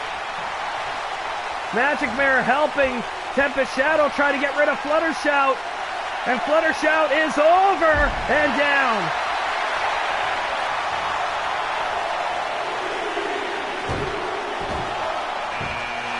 And Gertrude is number 30. Oh, implant buster by Stardust. No regard for Brutalite's health, just dropping her face and chest first. Sit out crucifix powerbomb by Tempest Shadow. And immediately Gertrude is trying to go for an elimination. On Tempest Shadow, no luck. Magic Mare trying to survive. Stardust grabbing a hold of her hair there. And now Gertrude trying to get involved. Magic Mare shoves her off. Cracks her right in the back of the head. And, oh. Fallout arm breaker. Magic Mare with a, oh, kind of like a body slam brainbuster combo there. And Gertrude don't know where she is. Samoan drop by Tempest Shadow. And I'm not sure what she's doing here. I thought she was going to go for a spear or maybe something else, but she didn't. Uh-oh. Oh, there's that spiral cutter coming up from Magic Mare. And there goes Brutalite over the top. The elements of insanity are all eliminated. We have one member of the Subjects, one member of the Flock, one member of the Magitex, and one girl who walks alone. And Magic Mare trying her best to dump Gertrude over the top here. Almost got her. No, Gertrude fights her way out. Gertrude immediately going for the corner here.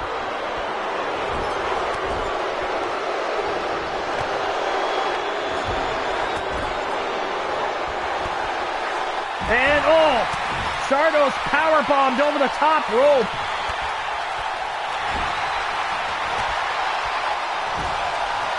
And Gertrude and Magic Mare cannot, for the life of them, come to a decision on who or what they want to do here.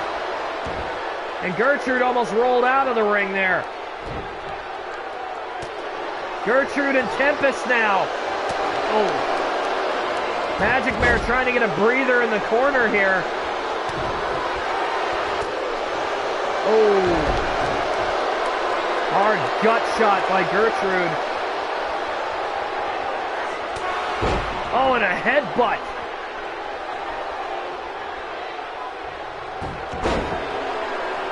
Tempest Shadow with another arm drag. And uh-oh. We're going for another spiral cutter. She hit this on her earlier, and again. And Magic Mare not taking any chances with Gertrude here. She is trying to get her the hell out of here. Dragon screw.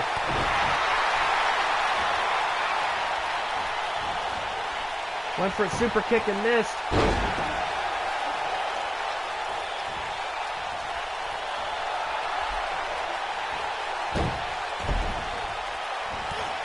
Another miss there.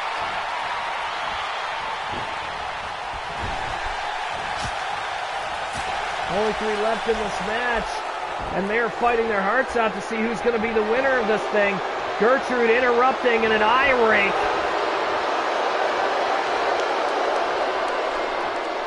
And Tempest giving Gertrude a hand here. Double DDT. Gertrude turning it around. Back suplex.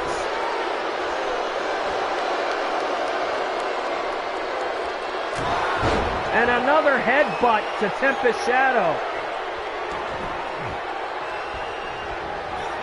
And Gertrude determined she is getting one of them out of here. And there goes Tempest. It's down to Gertrude and Magic Mare.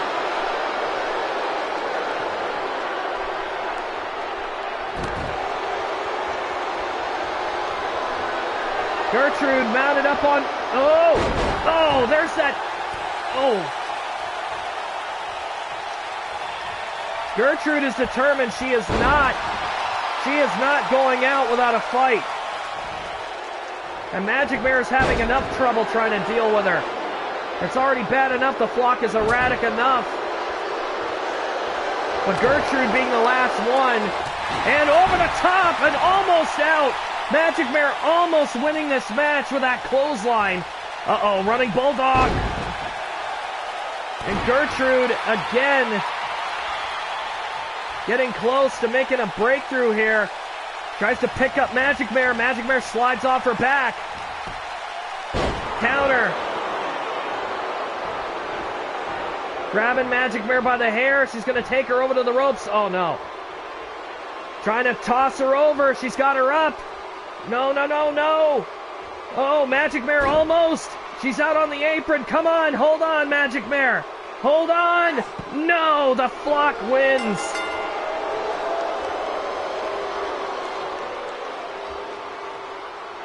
Lady Gertrude being the last one standing. Everybody else wore themselves out. Gertrude did more running than she did fighting.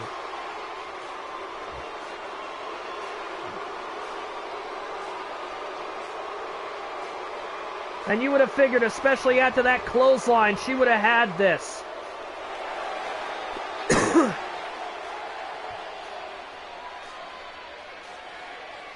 Gertrude, of course, coming out on top here. She got lucky number 30, and that's the only credit that I'll give her for this match. A lot of people are very upset. You can hear them booing from here. They were sure that Magic Mare was going to win this match, but it was not to be. Magic Mare is also suffering from a pretty minor but still painful torso injury. As you can see, there is another Royal Rumble match about to happen. We're going to find out who has what number soon enough. Anyway, I'll be back in a second. I'm taking this opportunity to take a washroom break.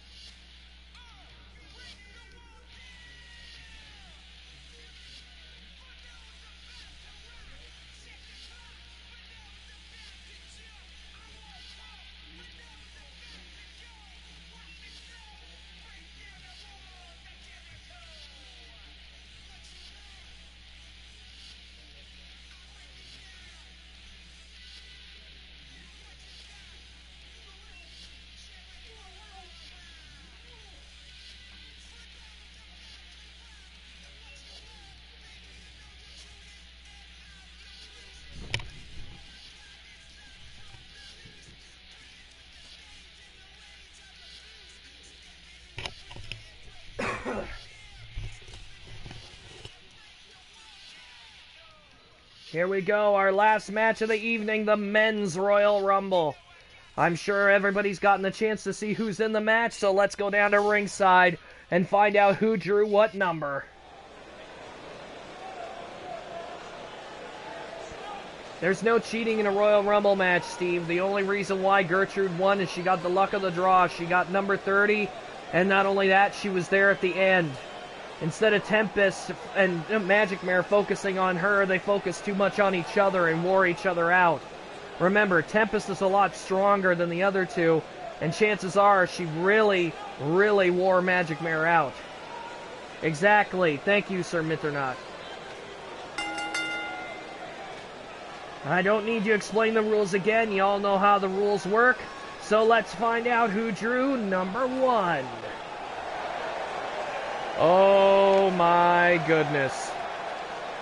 Now this is interesting.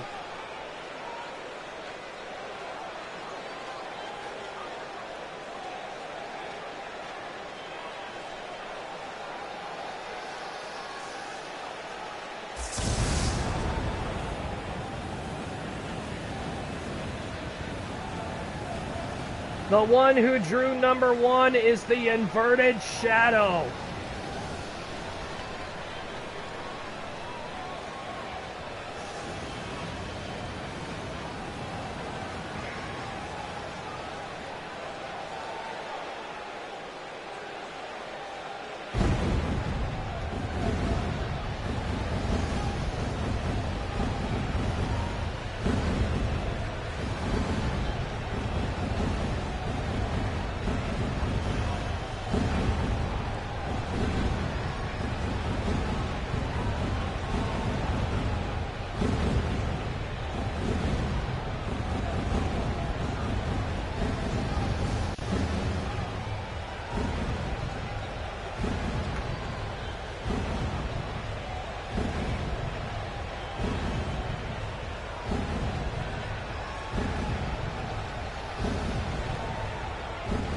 Shadow, of course, competing on a house show on Twitch not too long ago against Ravishing Ronald, pulling off a really great upset victory that nobody actually expected to happen.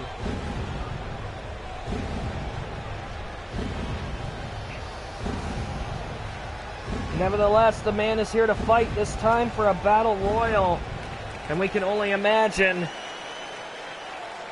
who number 2 is for this, because they'll have to contend with him.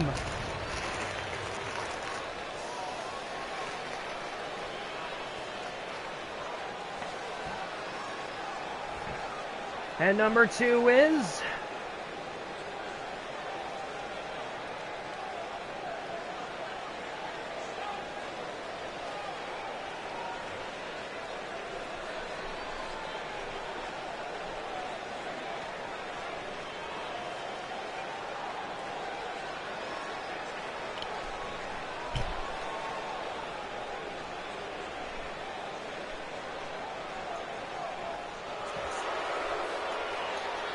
And number 2 happens to be Ace Manners of Kideo.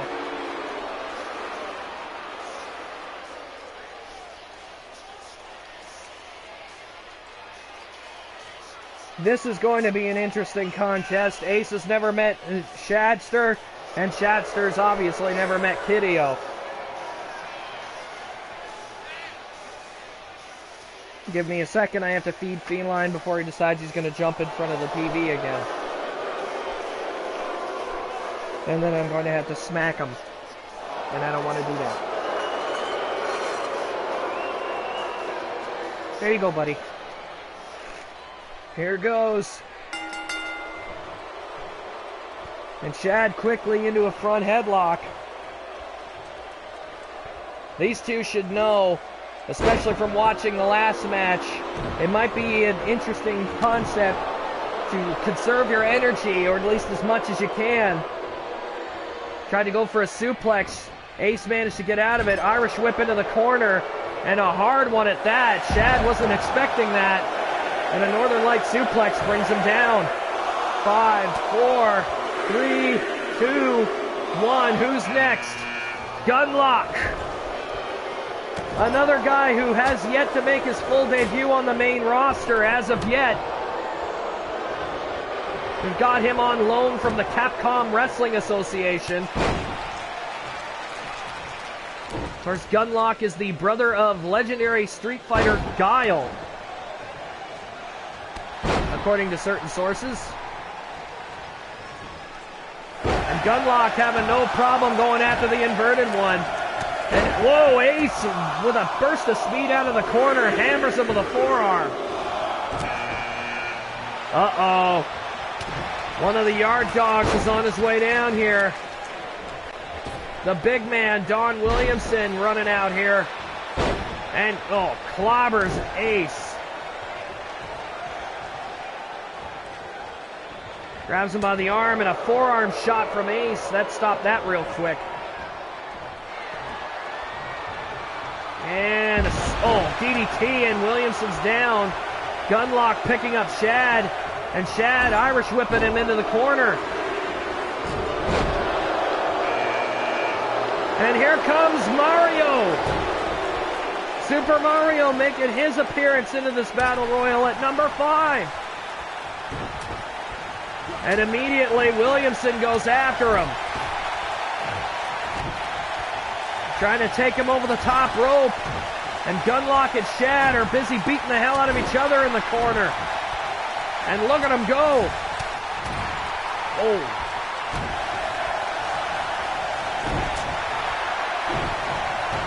Mario with an arm drag takeover. Him and Ace somewhat working together, trying to bring the big dog down. Oh my God, look who it is at number 6. Number 6 is Mr. X. And it is him! Whoa, and Williamson ran him over the second he saw him. Shad trying to get rid of Mario. Mario with a forearm. Shad's going to be in a little bit of trouble coming out here at number 1, but at the same point, he's been holding his own pretty well in there. Mr. X, one of our antagonists from earlier in the year.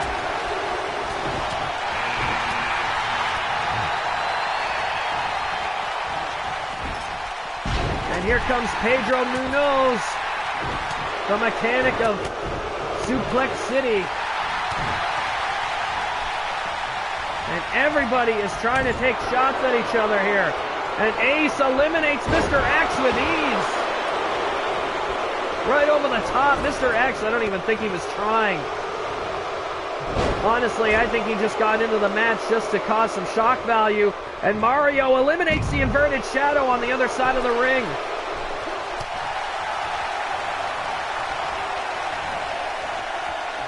And Mario with a power bomb, holds on, picks up Pedro again, a second one. And he's going to do it a third one. Here comes MLP Steve at number 8.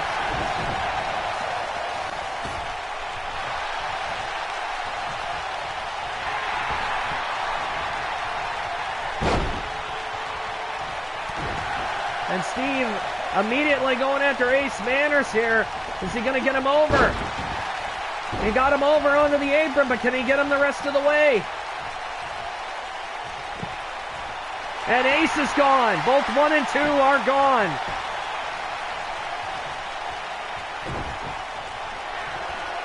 Steve was measuring Pedro, but he didn't think too clearly on it.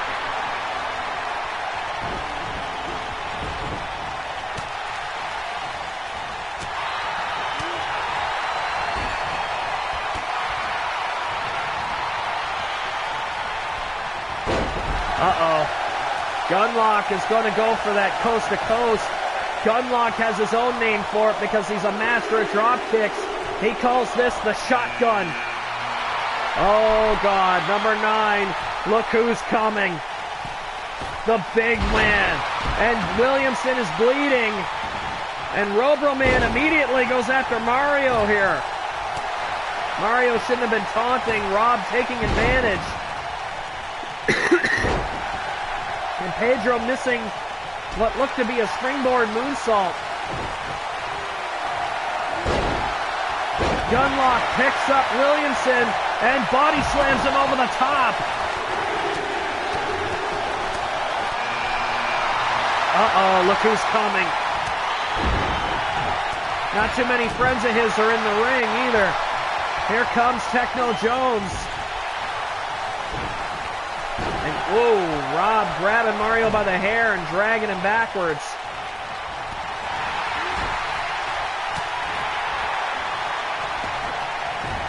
Gunlock props up Rob in the corner, and he's trying to get him over. Rob's a little heavier than he thought.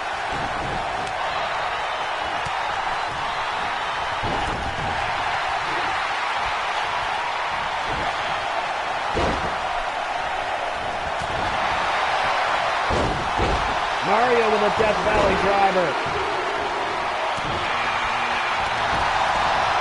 And here comes the hippie at number 11 from Burnaby. And, whoa, Rob eliminated by Gunlock. I got to give Gunlock credit.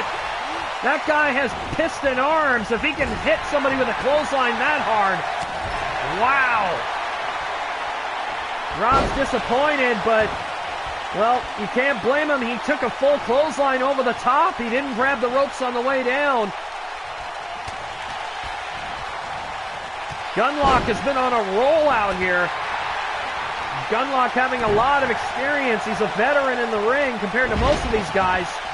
Surprisingly, Mario is still in the ring. Shut up. And the hippie going after Steve now. And here come one of the Ryujo brothers. Francois making his way out here. Oh, Steve kicked him right in the hamstrings, and he clotheslines Pedro. Gunlock is hanging by a thread here. Oh, and he went over. He's sitting on top of Techno Jones here. And no, Mario eliminates Gunlock. And whoa, Francois almost went over, and Steve was eliminated. The hippie clotheslined him over the top rope. Here comes the medic at number 13. One can only expect how he's going to feel out there, being how he's already intoxicated. And Pedro almost goes over.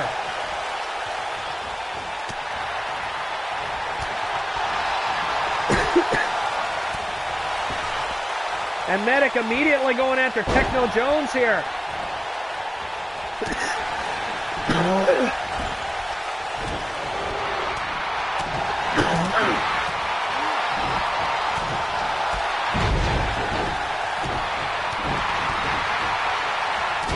Well, somebody got busted open. Not sure who, though. I can't get a look at anybody's faces right now. Oh, Pedro with a hard kick to the side. And he's going to eliminate the medic right here and now with a clothesline. The medic saw it coming, but he couldn't stop it. I would have gladly seen Techno Jones go over the top rope, though.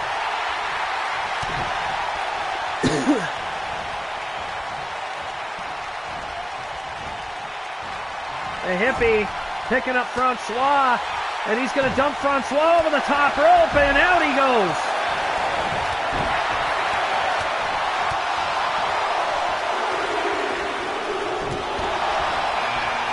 Uh-oh. Now they're in for it.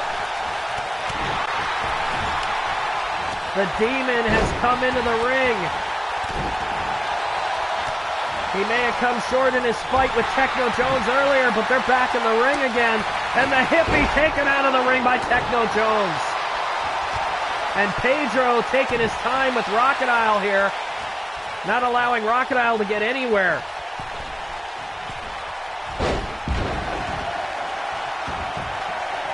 Rachidile wants to get his hands on Techno, and Jones eliminates Mario. Jones now taking command of it. Oh no! As if it couldn't have gotten bad.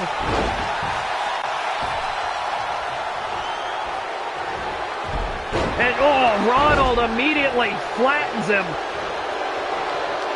And Ronald, is he giving Rachidile a hand here? A sidewalk slam. And now Rachidile and Ronald. Now this is going to be hard hitting. These two going at it. Oh, tries to grab Rachidile by the hair, and Rock rakes his eyes. Hard forearm shot to the gut, a European uppercut. And Rachidile with a clothesline, and Ronald goes over. Ronald didn't even see it coming. Rachidile trying to express some kind of dominance in the ring here.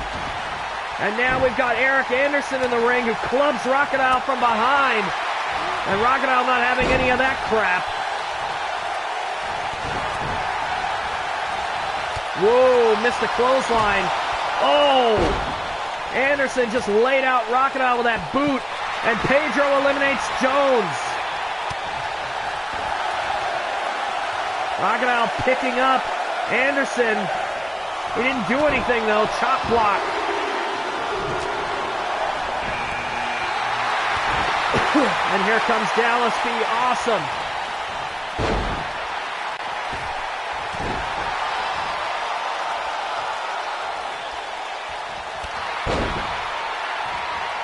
And whoa, he went to clothesline Pedro. Pedro saw him coming and pulled the rope down. Dallas didn't even get started. And Pedro desperately trying to get Anderson out, and no luck there. Pedro reacting on a split-second reaction, and Rachidile picks up Anderson, and he's going to powerbomb him over the top and out. Oh my God, there he goes. And Luigi is about to make his presence. Rachidile with a handspring kick. And now Rock and Luigi are about to take it to each other. Swinging neck breaker. I'll give Luigi credit. He went for the one that was freshest.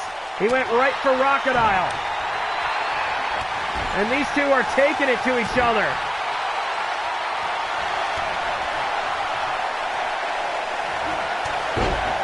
Whoa! Rachidile went for that kick of his, and he almost hit Luigi. If Luigi hadn't hit with that forearm, it would have been over. The Gold Scorpion is on his way out. Solange slips into the ring.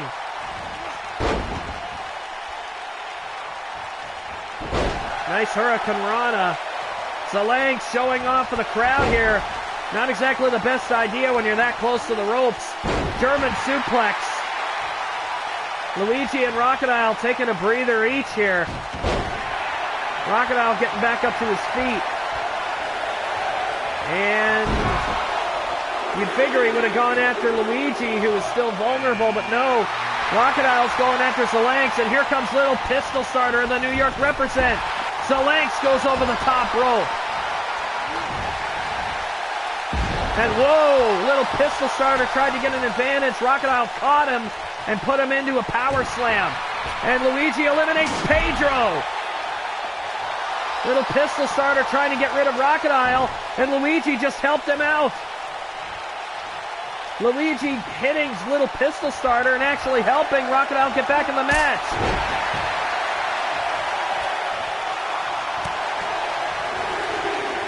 Oh.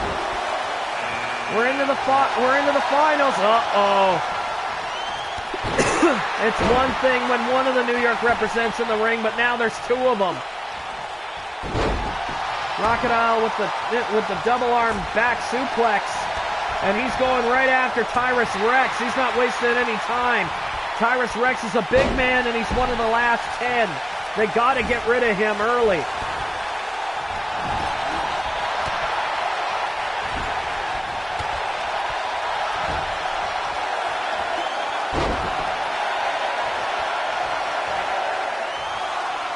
Tyrus going after his own partner here, picks up little pistol starter. Good God, he looks tiny in his arms. Chop block. And here comes Jay Blizzard of the Clown's Advocate. Blizzard picking and choosing his battles here. Rachidile with a DDT. And Rachidile, hits a DDT on Tyrus Rex.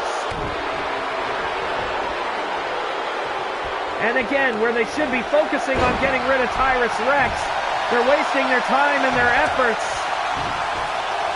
They're wasting their time and their efforts on each other. And look at this. Little pistol starter. Uh-oh. Number 23. It's Buddy Goodfellow. The Drifter. A little pistol starter. Coast on Rachidile. And Rachidile knocked for an absolute loop there. I don't even think Rock knows where he is at this point. Oh, Luigi over the top and almost eliminated. Oh, Buddy getting hit with a super kick and a straight jacket German suplex. Blizzard trying to eliminate Luigi. Rachidile with the throwback.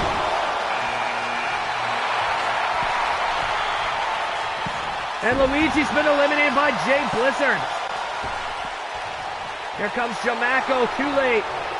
Uh-oh. Spike pile driver by Tyrus Rex onto Rachidile. And Rachadile's probably punched out for the evening.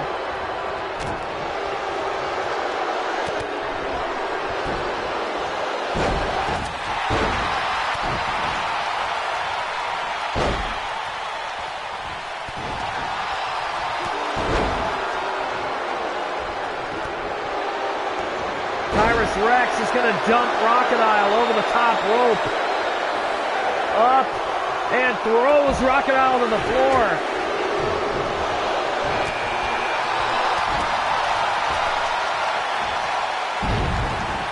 Rachidile had nothing left in the tank there. Oh, God. As if having Tyrus Rex in there wasn't bad enough. Now we've got Barney in there. Barney's practically the king of battle royals.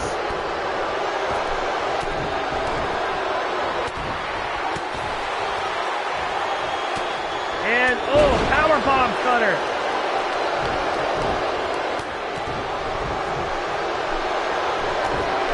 And Tyrus Rex is taking out his own teammate with a spike pile driver.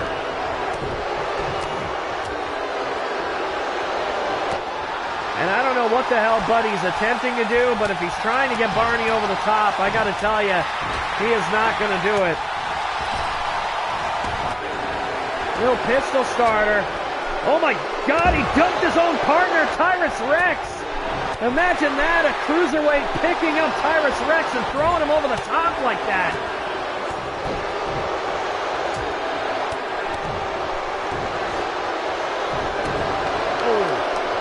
Hard headbutt.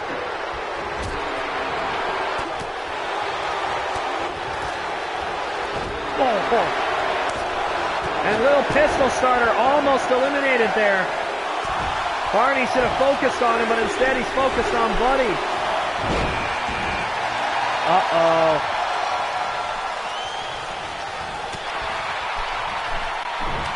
Here comes Wrath. Wrath picks up Barney and throws him around like a rag doll. And Jamaco throws out little pistol starter.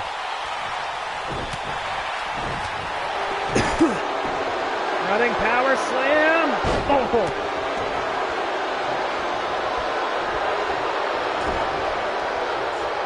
So we've got 3 big guys and 2 light heavyweights in here.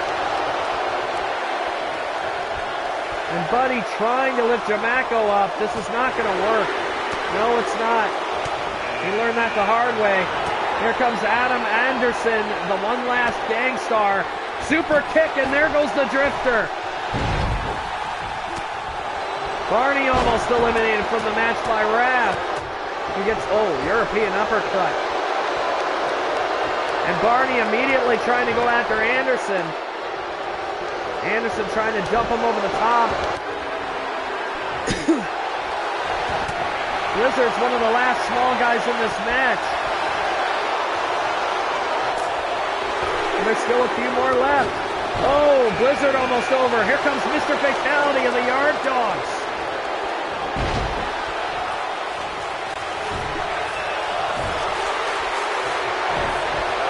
Oh my God.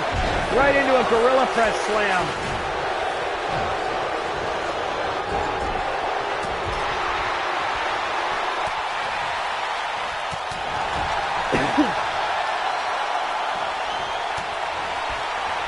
Barney trying to get Wrath up, hoisted up onto the top rope here. Can't do it though. Wrath too strong.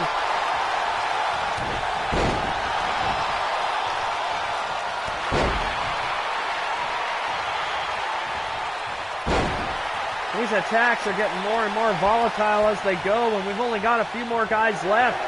Oh.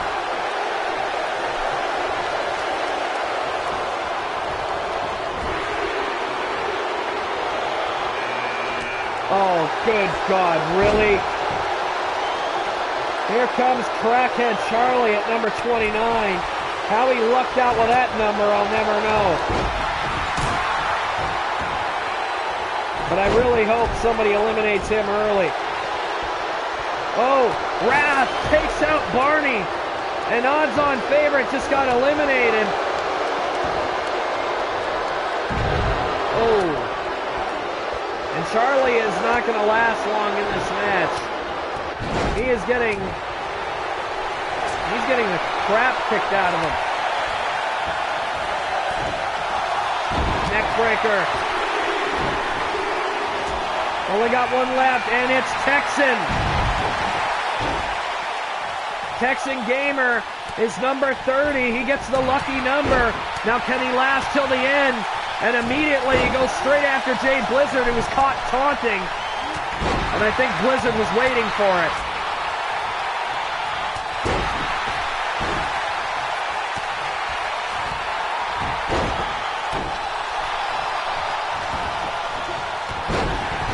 Uh-oh.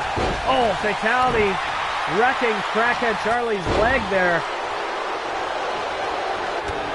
I cannot believe he lucked out enough to get number 29. And Texan immediately going after Charlie, who gives him a super kick in the gut. And another one. Charlie is not letting him touch him. Trying to pose on the top rope there. And immediately fatality, trying to get Crackhead Charlie out of here. Texan just relaxing in the corner, trying to keep himself fresh.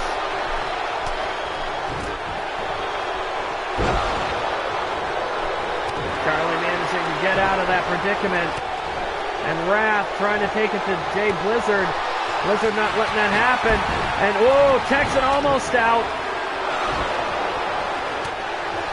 And somebody went over the top rope. Oh, Charlie went to go for a low blow. Fatality caught him. Oh, Blizzard's out.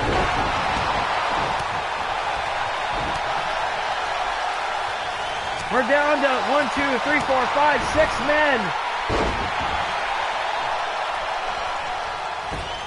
And Texan almost dumped out onto the floor here. And Anderson is really adamant about trying to get him out of here. No luck. Death Valley driver by Jamaco. Texan with an Irish whip into the corner. Hard chop. Ooh. Shouldn't have chopped Anderson. Anderson chopped back with a vengeance there. Texan and Anderson are really going at it here. Ooh, DDT.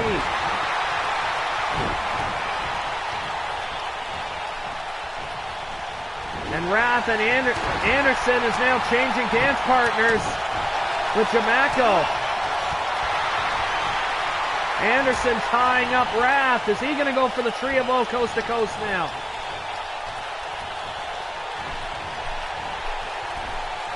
Charlie thrown into the turnbuckle. Ooh. Oh, hard clothesline. Wrath with the coast to coast. I think he's busted open. That could be fatality for all I know. I can't seem to find who it is. Crackhead Charlie dodged a drop kick there. Him and Fatality have been exchanging counters for the better part of 5 minutes.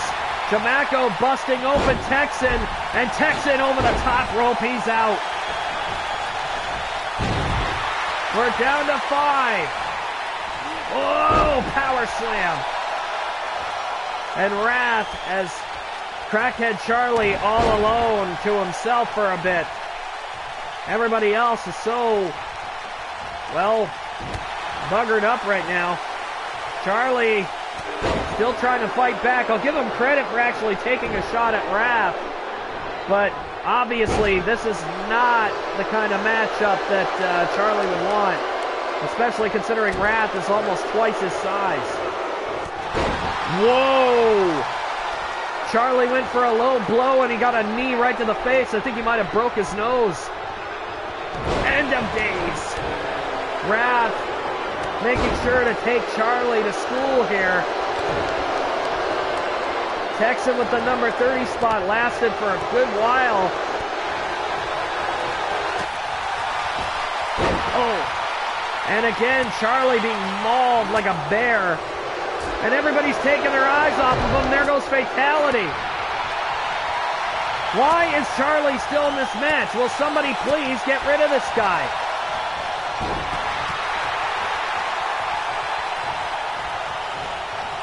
Thank you. Oh no, maybe not. Anderson not using his head. Instead of eliminating Charlie, he just hung him up on the ropes and let him back in.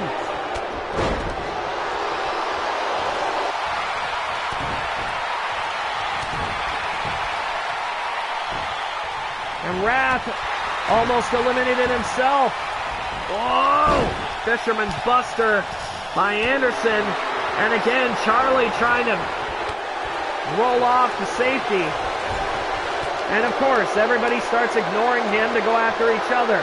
Eliminate Charlie, you morons!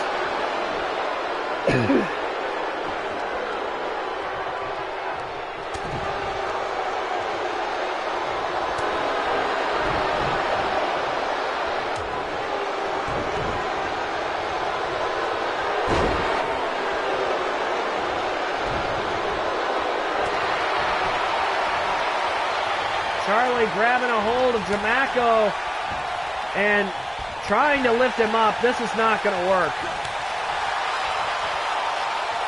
Charlie is not going to get Jamaco over the top. No way in hell. Not like that.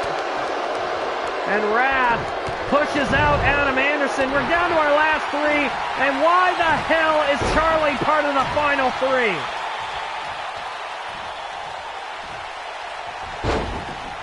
Oh. Wrath not hesitating to take a chunk out of his hide. And Charlie is just too wiry and too wily. People can't seem to get away from him. Oh.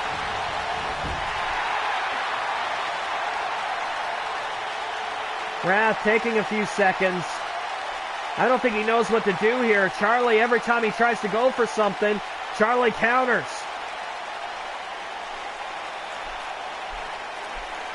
And Charlie left in the corner. What in the hell is Wrath waiting for? Whoa, picks him up. Chokeslam backbreaker.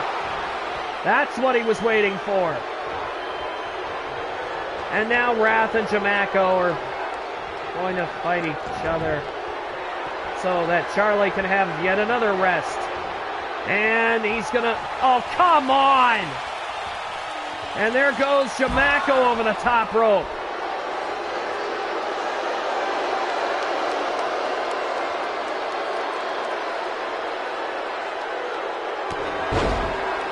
And of course, Charlie taking advantage.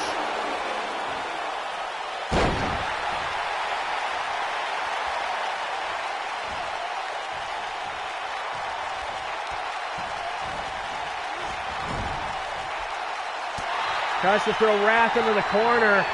Wrath at the end of days again.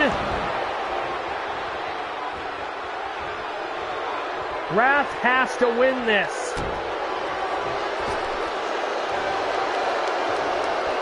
Charlie trying to lift Wrath up. He can't do it. He's not strong enough.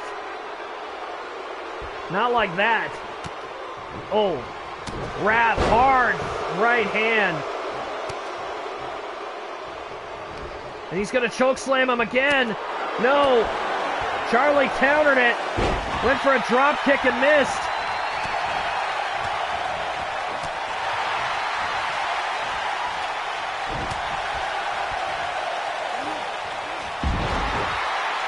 Wrath has just about had enough of Charlie's crap here.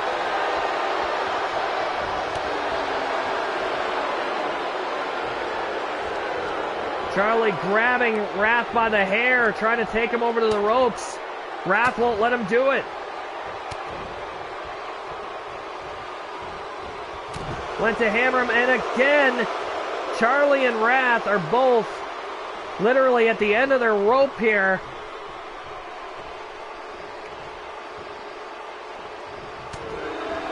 And Charlie hammered.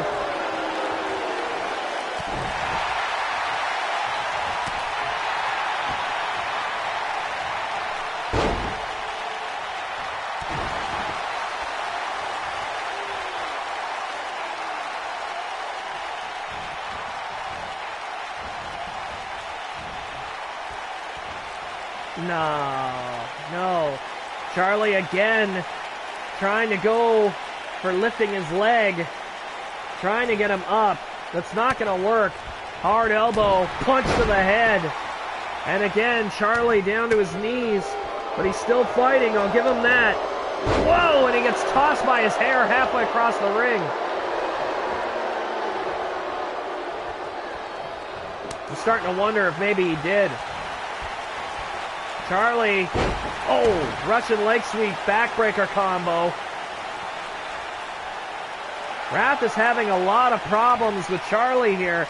He can't seem to get him out because Charlie counters literally everything he does. And Wrath is getting angrier and angrier the more time he has to spend in the ring with this crackhead. Wrath dragging him to the ropes. This might be it. Wrath grabs him. It's over. It's over. Charlie's up. It's over. Wrath is going to win here. Oh!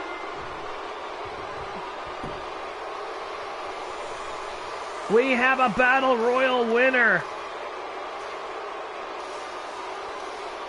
I don't know what the hell that was.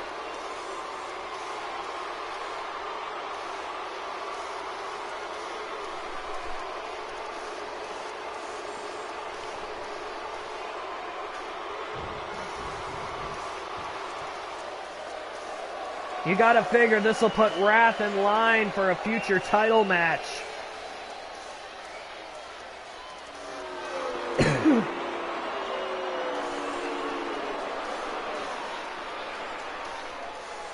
Say what you want, Wrath earned that final spot. And with that, we're going to bring ourselves to the end of our broadcast. For XPWL, I am Mark Wondersham. Please be sure to like, share, and subscribe if you liked what you saw. And make sure...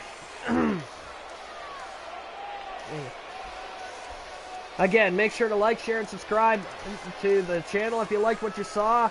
Please support the Extreme Battlefield. Tell your friends about us.